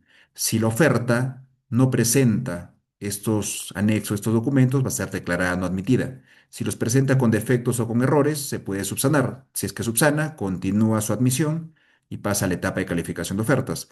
No obstante, si es no subsana, ¿no? Entonces ahí queda esa oferta como no admitida. Luego, en la línea de evaluación, lo que sigue es la verificación de los requisitos de calificación. Y noten que esto ha cambiado en contraste con la norma anterior. Con la norma anterior, por lo menos en el caso de bienes, servicios y obras, primero se calificaban las ofertas y luego se aplicaban los factores de evaluación, ¿no? A ver, veamos cuáles son ahora los requisitos de calificación. Muy rápidamente, ¿no? Porque esto imagino que lo deben haber también de repente revisado ya con la doctora Katia, pero bueno, muy rápido. Para no salirnos de la línea de evaluación. Entonces, en el numeral 3.5 del capítulo 3 de la sección específica de las bases, se encuentra también ya estandarizados los requisitos de calificación obligatorios y facultativos. En bienes y servicios, ¿no? Se exige el requisito de capacidad legal. ¿Y qué implica pedir un requisito de capacidad legal? ¿No? Solicitar al proveedor que cumpla con acreditar cierto permiso, cierta autorización para llevar a cabo la actividad económica que es objeto del procedimiento de selección. Por ejemplo, si van a comprar combustible, ¿cuál es el requisito de habilitación? La autorización de los INDERMIN. Si van a comprar medicamentos, alimentos, le pedirán pues su DIGESA, ¿no? Su autorización de INACAL. Seguridad y vigilancia, autorización de intermediación laboral. Le pedirán también autorización de la SUCAMED, en fin. A eso se refiere capacidad legal. Aquel requisito, constancia, autorización que le permita desarrollar esa actividad económica. En el caso de consultoría de obras, y en obras no hay capacidad legal. Luego, otro requisito de calificación es la experiencia del postor en la especialidad. Hay dos cosas que se han cambiado acá con respecto a la experiencia del postor. En bienes, servicios, ¿no? Máximo 3 veces la cuantía de la contratación. Si la cuantía del proceso es 100.000, se puede pedir hasta 300.000 soles, 3 veces, salvo que se trate de un proceso abreviado donde puedan participar las MIPES. En este caso, la experiencia que se puede requerir solo es hasta un 25% de la cuantía. Regresando al ejemplo de los 100.000, si mi cuantía es 100.000 y es un proceso abreviado donde van a participar MIPES, yo debo también indicar cuál es ese monto para MIPES hasta el 25%, entonces serían 25.000. En el caso de obras, ¿no? La experiencia se ha conservado hasta una vez la ejecución de obras, ¿no? De acuerdo a las tipologías y especialidades que también ha previsto la norma. Eh, la antigüedad ha cambiado, en el caso de bienes y servicios son 10 años, por ejemplo, no, en el caso de bienes son 10, en servicios son 15, pero en la acreditación hay un dato muy relevante, que lo voy a marcar acá. ¿Cómo se acredita la experiencia del postor en el caso de bienes y servicios? Contratos, órdenes de compra o de servicio, ¿no? Y su respectiva conformidad o constancia de prestación, o comprobantes de pago cuya cancelación se acredite de manera documental y fehaciente. Hasta ahí era lo que reproducía la nueva norma. Pero miren acá lo que estoy marcando.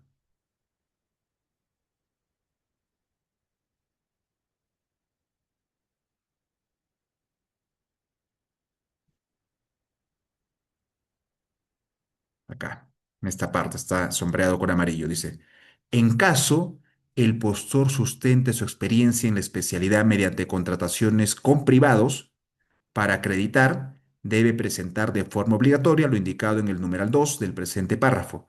No es posible acreditar su experiencia únicamente con contratos u órdenes de compra o constancia de conformidad o prestación. Es decir, que si es que algún postor presenta experiencia, o sea, mejor dicho, presenta contratos privados, ¿no? Entonces va a tener que adjuntar los comprobantes de pagos debidamente cancelados. Esto porque sabemos que muchas veces pues el sector privado ya ha abusado mucho en realidad de la adulteración, de presentar documentos falsos e inexactos. Y pues recuerdo un caso muy particular donde participé como presidente del comité de selección de una obra grande en el INPE, ¿no? Es una obra donde se pedía más de 50 millones de experiencia. Entonces recuerdo que se presentó un consorcio, una empresa peruana con una empresa china. Y quien acreditaba toda la experiencia era una empresa china.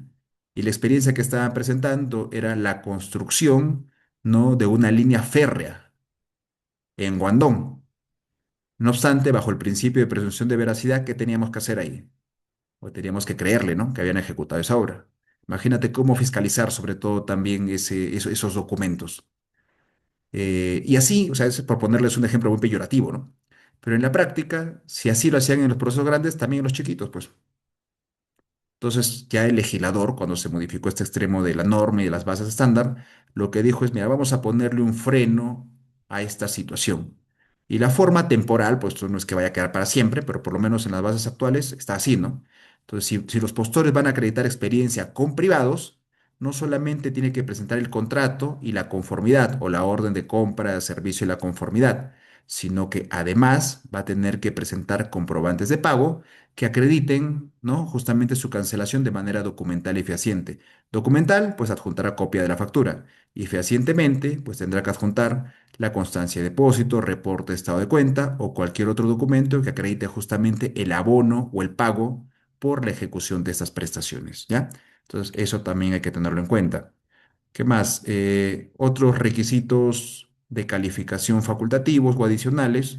En este caso es la experiencia del personal clave que se mide por su antigüedad, ¿no? En días, meses y años en actividades vinculadas al objeto de la contratación. Y luego ya viene como requisito de calificación la participación en consorcio. Vean que acá el área usuaria puede delimitar la cantidad o el número máximo de consorciados que pueden participar en un procedimiento de selección. Si la cuantía es pequeña, por ejemplo, ¿no? 100.000, 200.000, 300.000, yo creo que dos son suficientes, ¿no?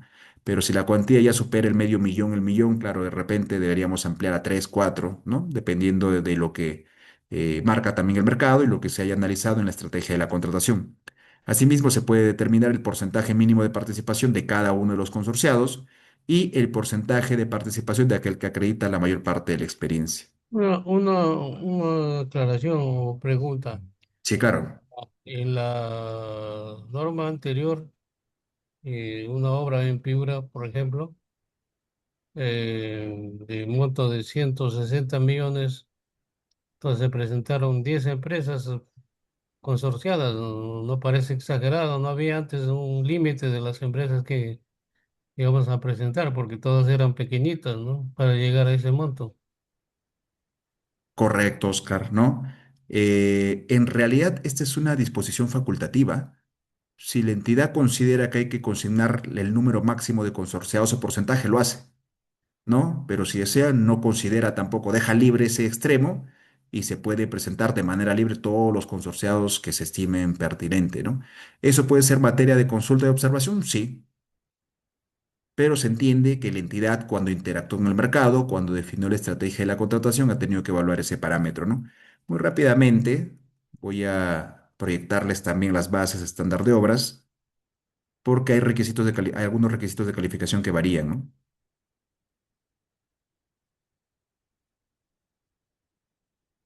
Acá está, de obras.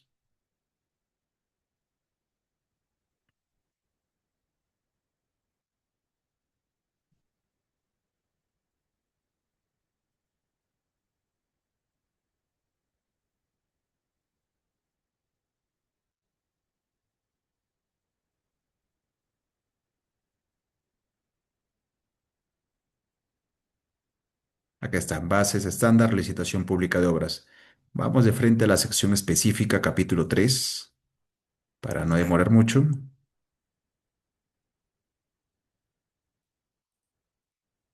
Acá está. Y en el capítulo 3 de esta sección, ustedes van a encontrar dos modelos de elaborar el requerimiento de obra.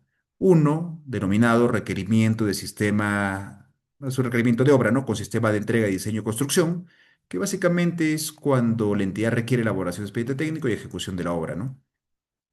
Y luego en la segunda parte tienen el modelo para elaborar requerimientos de obra bajo el sistema de entrega de solo construcción, ¿ya? O sea, solo ejecución de obra. Entonces nos vamos acá al numeral igual 3.5.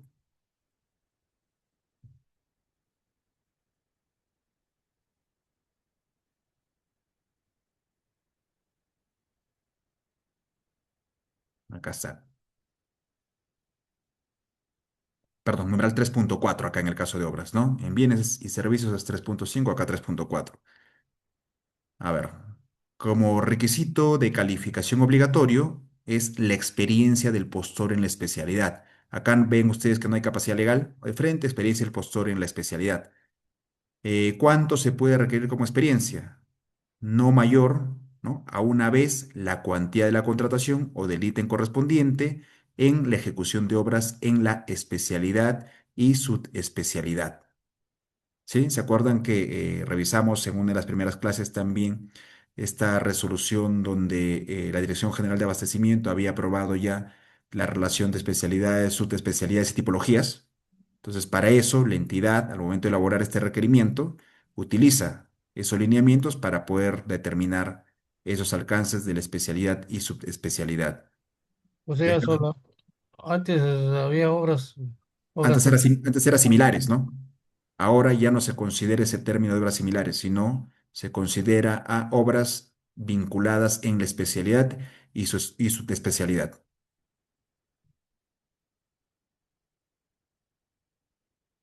A ver, ¿dónde les voy a proyectar también la tabla de...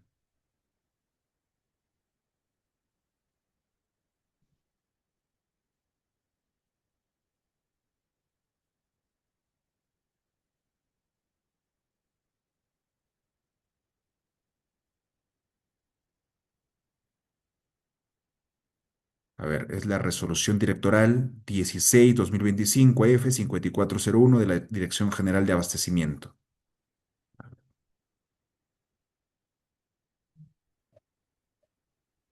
Doctor, disculpe, se me cortó. ¿Cuál es el término que se utiliza ahora?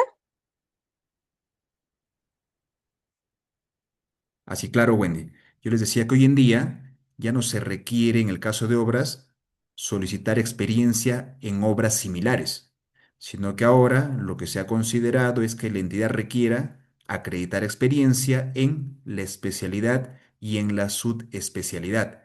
¿Cómo determinan esta experiencia? De acuerdo a esta resolución que voy a proyectar en este momento.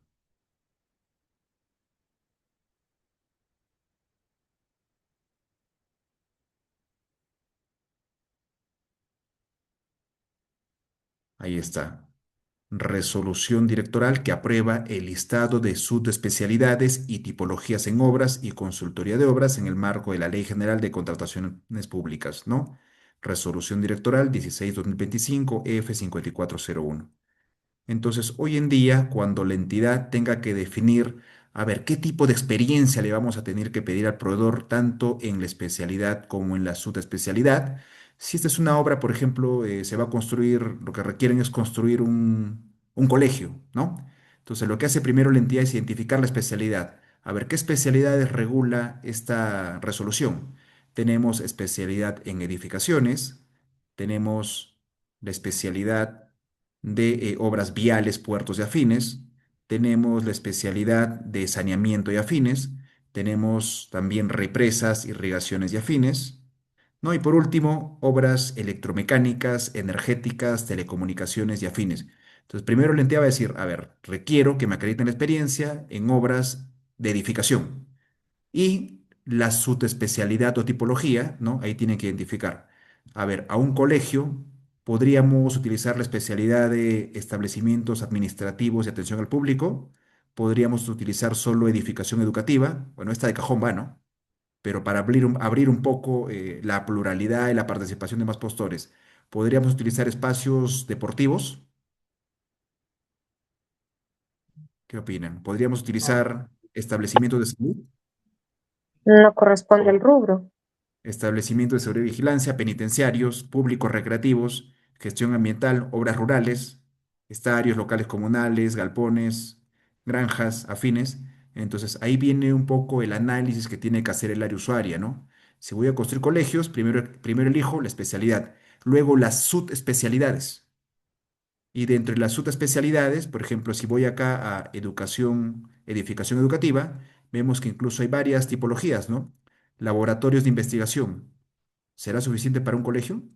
Centros de ciencia y tecnología, edificación de alto desempeño, edificación para educación básica, superior, técnica, ¿no? Entonces, hoy en día las entidades del Estado definen esa experiencia teniendo en cuenta esta tablita, ¿ya? Entonces lo dejo ahí igual, lo tienen, por cierto, como parte del material que está en el aula virtual. Ingresen al tablero normativo. En el tablero normativo buscan Dirección General de Abastecimiento y ahí está en el listado esta resolución directoral 016-2025. Vamos a terminar rápidamente de verificar los requisitos de calificación. Obras.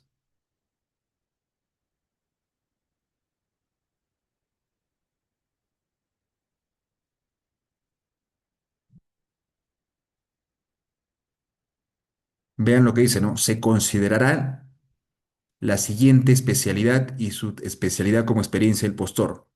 Entre paréntesis, consignar únicamente la especialidad y subespecialidades correspondientes que se consideran para acreditar el requisito de calificación experiencia del postor en la especialidad, no pudiendo consignar subespecialidades afines ni tipologías específicas.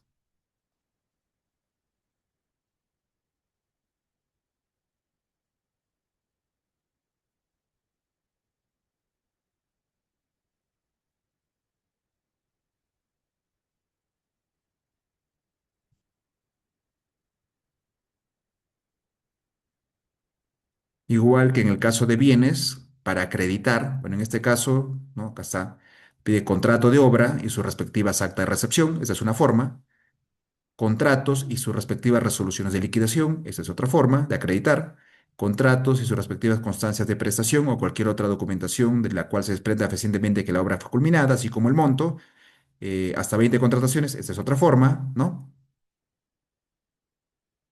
Y luego voy a remarcar acá, ¿no? Lo que dice en el caso de contratos privados, ¿no? Dice, en el caso, el postor sustente la experiencia en la especialidad mediante contrataciones realizadas con privados, o sea, obras privadas. Para acreditar, debe presentar en forma obligatoria comprobantes de pago cuya cancelación se acredite de manera documental y eficiente, constancia de depósito, nota de abono, reporte de estado de cuenta o cualquier otro documento emitido por entidad del sistema financiero que acredite el abono, los pagos o la cancelación de la misma. ¿Ya? Entonces, esto aplica para todos los procedimientos. Luego, en el caso de obras, también se requiere acreditar calificaciones del personal clave. ¿no? Acá pueden requerir, si es que van a acreditar, dependiendo del perfil de los profesionales que se haya requerido, si son bachilleres o profesionales.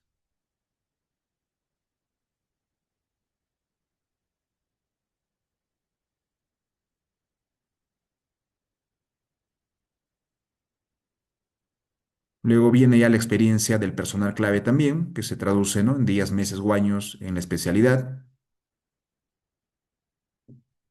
Se ha incorporado el llenado del anexo 19, ¿no? En este anexo 19 se consigna la denominación del puesto, cargo, posición y el tiempo de experiencia del personal clave en años, meses y días.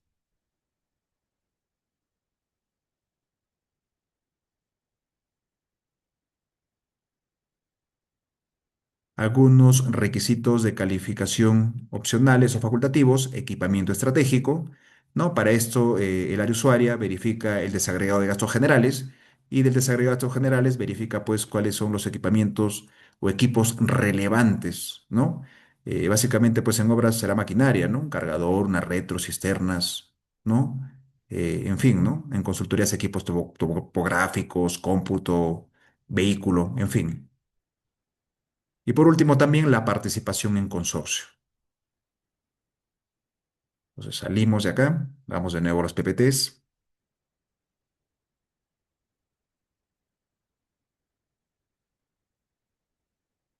Entonces, reitero, esta es la línea de evaluación o de revisión por la que pasa una oferta, ¿ya? Primero verifico requisitos de admisión, que básicamente son formatos.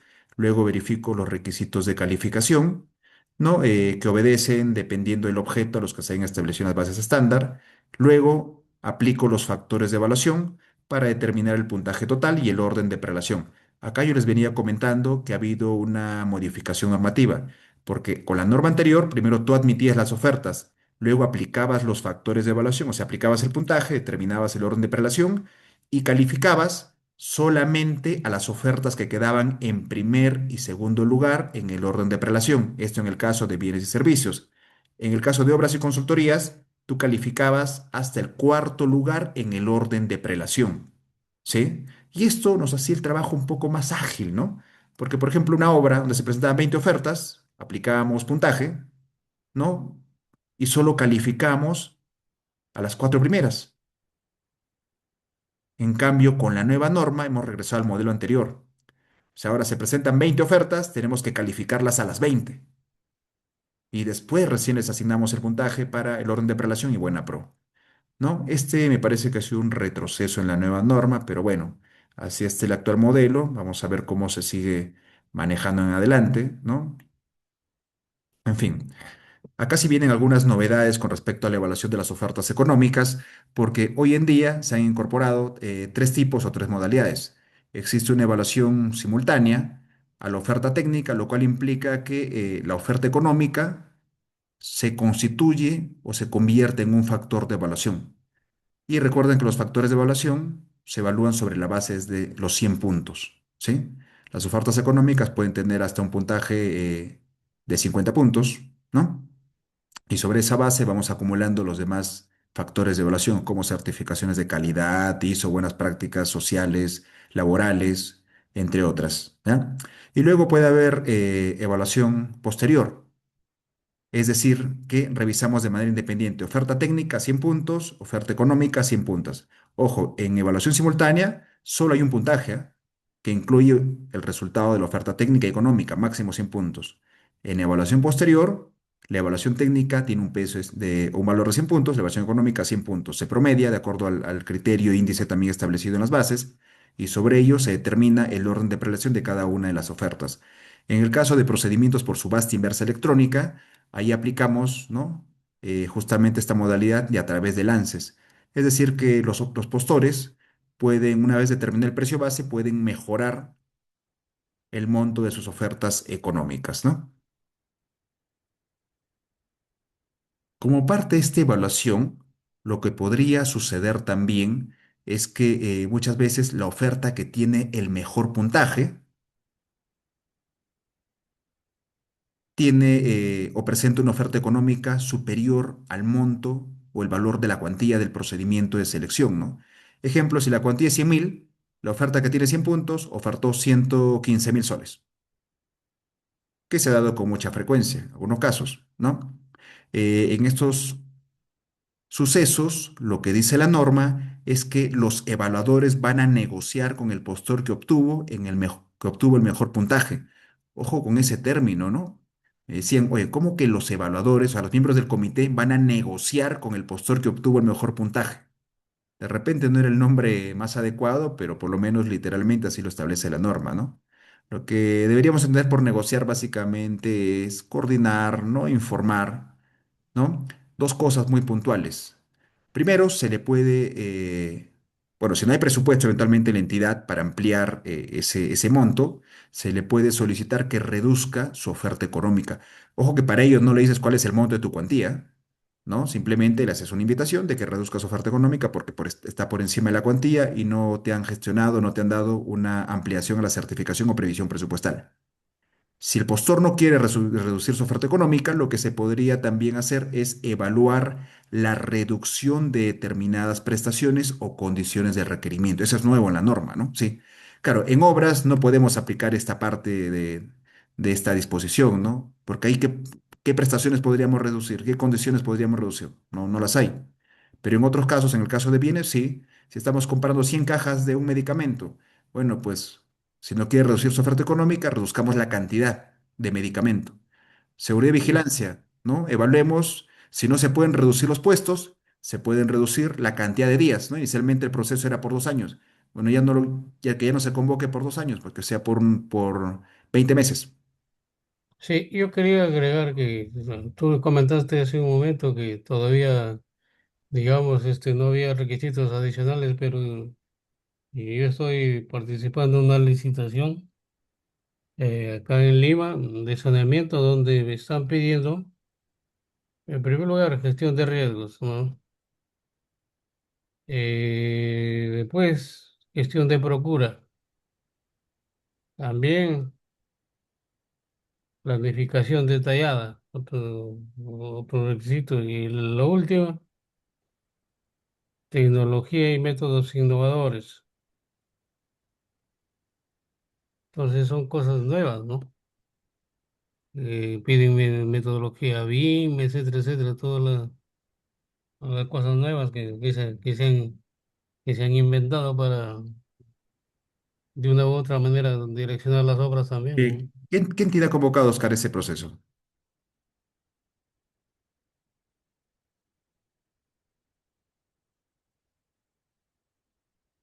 Oscar, ¿recuerdas qué entidad convocó ese proceso y bajo qué marco normativo? Lo más probable es que te estén pidiendo esa información como parte de los factores de evaluación, ¿no? Pero Porque en eso el ya caso, está preestablecido ya, porque todo se aplica también hasta en los contratos estandarizados y la ley de claro, contrataciones también ya lo está implementando. Así que no es correcto, una ¿no? invención, está Correcto, totalmente errado ese pensamiento. O sea, tenemos que tener el pensamiento más abierto porque los contratos internacionales son los que se aplican y tienen mejor normativa. correcto. Entonces yo les venía comentando que como parte de los factores de evaluación, ¿no? Adicional a los mejoras al requerimiento, adicionales a las certificaciones de calidad, buenas prácticas, laborales, sociales, todo sí, pues se ha incorporado un mecanismo también, ¿no? Que otorga puntaje, que son básicamente eh, esta identificación o gestión de riesgos, ¿no? La gestión de procura, como bien hacía referencia a Oscar, ¿no? Hay que también sustentar una planificación detallada del trabajo, ¿no? Que se va a ejecutar durante la ejecución de la misma, aspectos vinculados a seguridad y salud, en fin, ¿no? Son prácticas que se han implementado como parte de los factores de evaluación, en algunos casos con puntajes mínimos, porque estamos también en la etapa de la implementación, pero hay que ser conscientes también de que hay tantas obras que se han quedado paralizadas, hay tantos proyectos en realidad que son elefantes blancos, que como parte de la mejora de contratación pública, entonces jalando ahí ciertos modelos estándar, ¿no? Y cierta regulación estándar, pues como los NET, los FIDIC, ¿no? Y otras experiencias también de lo que se ejecutó con esta institución delegado, ¿no? De obras ejecutadas entre gobiernos. Entonces se han recogido por ahí buenas experiencias y se han plasmado en este modelo de bases estándar, ¿no? Lo cierto es que las reglas están así, las reglas ya están dadas. Entonces hay que tratar por ahí de un poco de adecuarnos, de adaptarnos, ¿no? Y tratar pues de ver la forma también para articular y participar en ese procedimiento de selección. Bien, acá, digamos, esos cuatro factores que te he comentado son 65 puntos de una calificación de 100 puntos, ¿no? O sea, prácticamente creo que Son sería excluyente, ¿no? Ya bien para, bien subjetivos, ¿no? Ah, claro, mm. muy bien. Entonces, para ir cerrando esta parte ya de la idea, entonces vemos con respecto también a la evaluación, puntualmente en el caso de obras, ¿no? A ver, que hoy en día se han regulado dos metodologías de evaluación, oferta económica limitada y oferta económica fija. Ustedes recordarán que antes el límite para presentar ofertas económicas era de 90%, ¿no? De la cuantía y máximo 110. Hoy en día, a través de oferta económica limitada, digamos que se ha reajustado, ¿no? Estos rangos y hoy en día el límite es del 95% y el máximo sigue siendo de 110. En esos casos, los evaluadores van a descalificar las ofertas que no estén dentro de esos rangos, ¿no? Y también hay procedimientos que podrían convocarse con oferta económica fija al 100%. Es decir, ¿no? Que todos los postores van a tener que ofertar el 100% de la cuantía. Si la cuantía es 5 millones, todos ofertarán 5 millones, ¿no? Y la evaluación básicamente será sobre la parte técnica que establezcan en los factores de evaluación. Algunas reglas para los desempates, ¿no? Como ya se manejaba en la norma anterior, se va a privilegiar en realidad el puntaje técnico de entre todas las ofertas presentadas. Si es que esto no es un criterio que se ajuste, ¿no? Se va a preferir a las micro y pequeñas empresas integradas por personas discapacitadas y en su defecto únicamente a las micro y pequeñas empresas. Si pese a todo este orden, ¿no? O criterios que estableció la norma, sigue habiendo empate, ¿no? Se va a desempatar de manera electrónica a través del SEACE.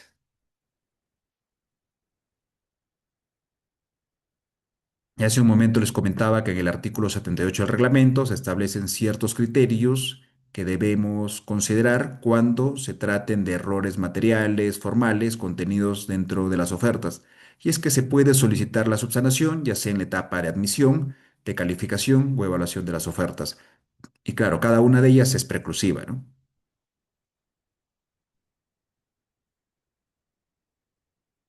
Eh, una modificación también en ese extremo es el plazo, ¿no?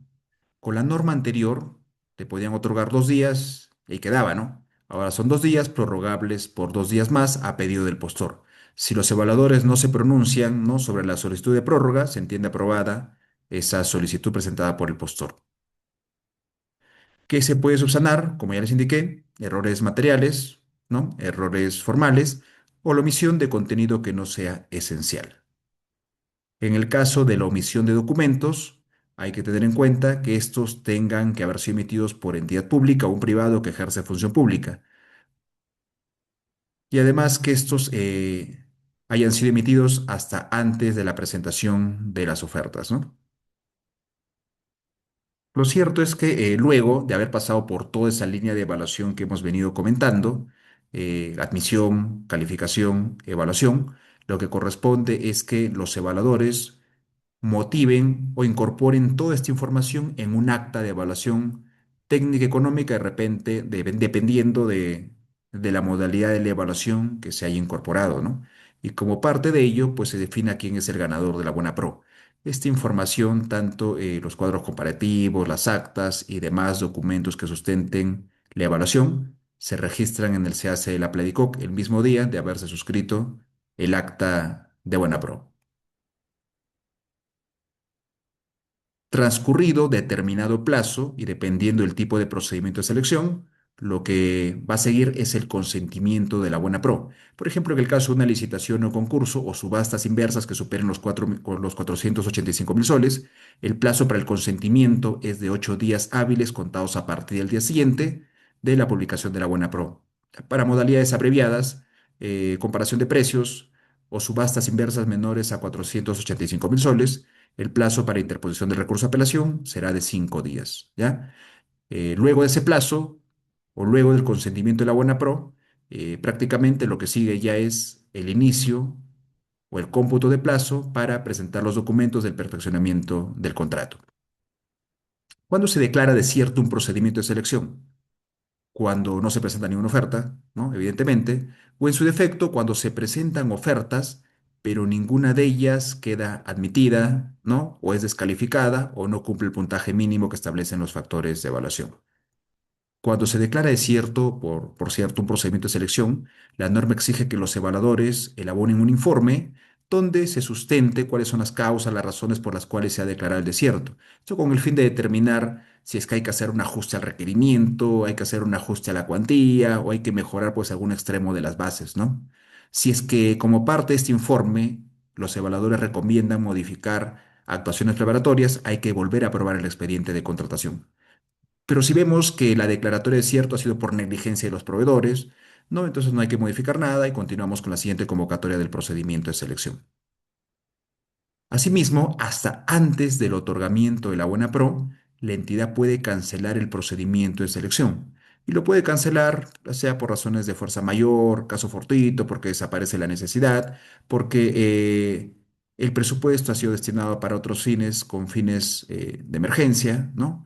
En fin, esto no conlleva responsabilidad siempre que se encuentre debidamente motivado, para ello tiene que sacar una resolución, ¿no? Se publica en el SEACE y pues con esto cerramos básicamente ese procedimiento, ¿no? Y cerramos también la clase, ¿no? Así que no sé si por parte de ustedes tienen alguna duda, alguna inquietud todavía. Son las 10, estamos en la hora, estamos bien, igual. La siguiente clase va a ser, ya entramos a la parte específica de pendiente contra la parte de contratación, o Sí, la, digamos, la próxima clase ya con la doctora Katia van a ver ejecución contractual. ejecución contractual, estaba ¿Sí? bien. En bienes servicios. Con ella tienen dos sesiones. Y las dos siguientes van a ver la parte casuística, tanto en procesos como en obras, pero conmigo. Bueno, Voy a coordinar esto. Yo les había ofrecido también en unas sesiones anteriores realizar una clase presencial. Entonces yo la próxima semana voy a estar en Cajamarca, ¿no? Entonces esto, espero que por lo menos las personas que sean de la zona puedan concurrir. Aprovecho para conocerlas, algunos para verlos después de tiempo, ¿no? Y bueno, pues con los que no estén presentes, igual seguramente la transmisión también será en vivo, ¿ya? ¿qué día va a ser en la presencial? Porque yo, Lo voy a coordinar el día de mañana con esto, con nuestra coordinadora, ¿ya? Y según eso, ya les van a estar informando seguramente, ¿ok? ah, gracias. Muy bien, entonces, ya siendo más de las 10 de la noche, agradezco su participación, un fuerte abrazo para todos y ya nos vemos pues en clase presencial. Cuídense mucho. Buenas noches. Buenas Buenas noches, noches. Bruce, muchas gracias. Hasta luego. Eh, Participantes, muchas gracias también a ustedes. Si podrían prender la cámara un momentito para una foto, se les agradecería mucho.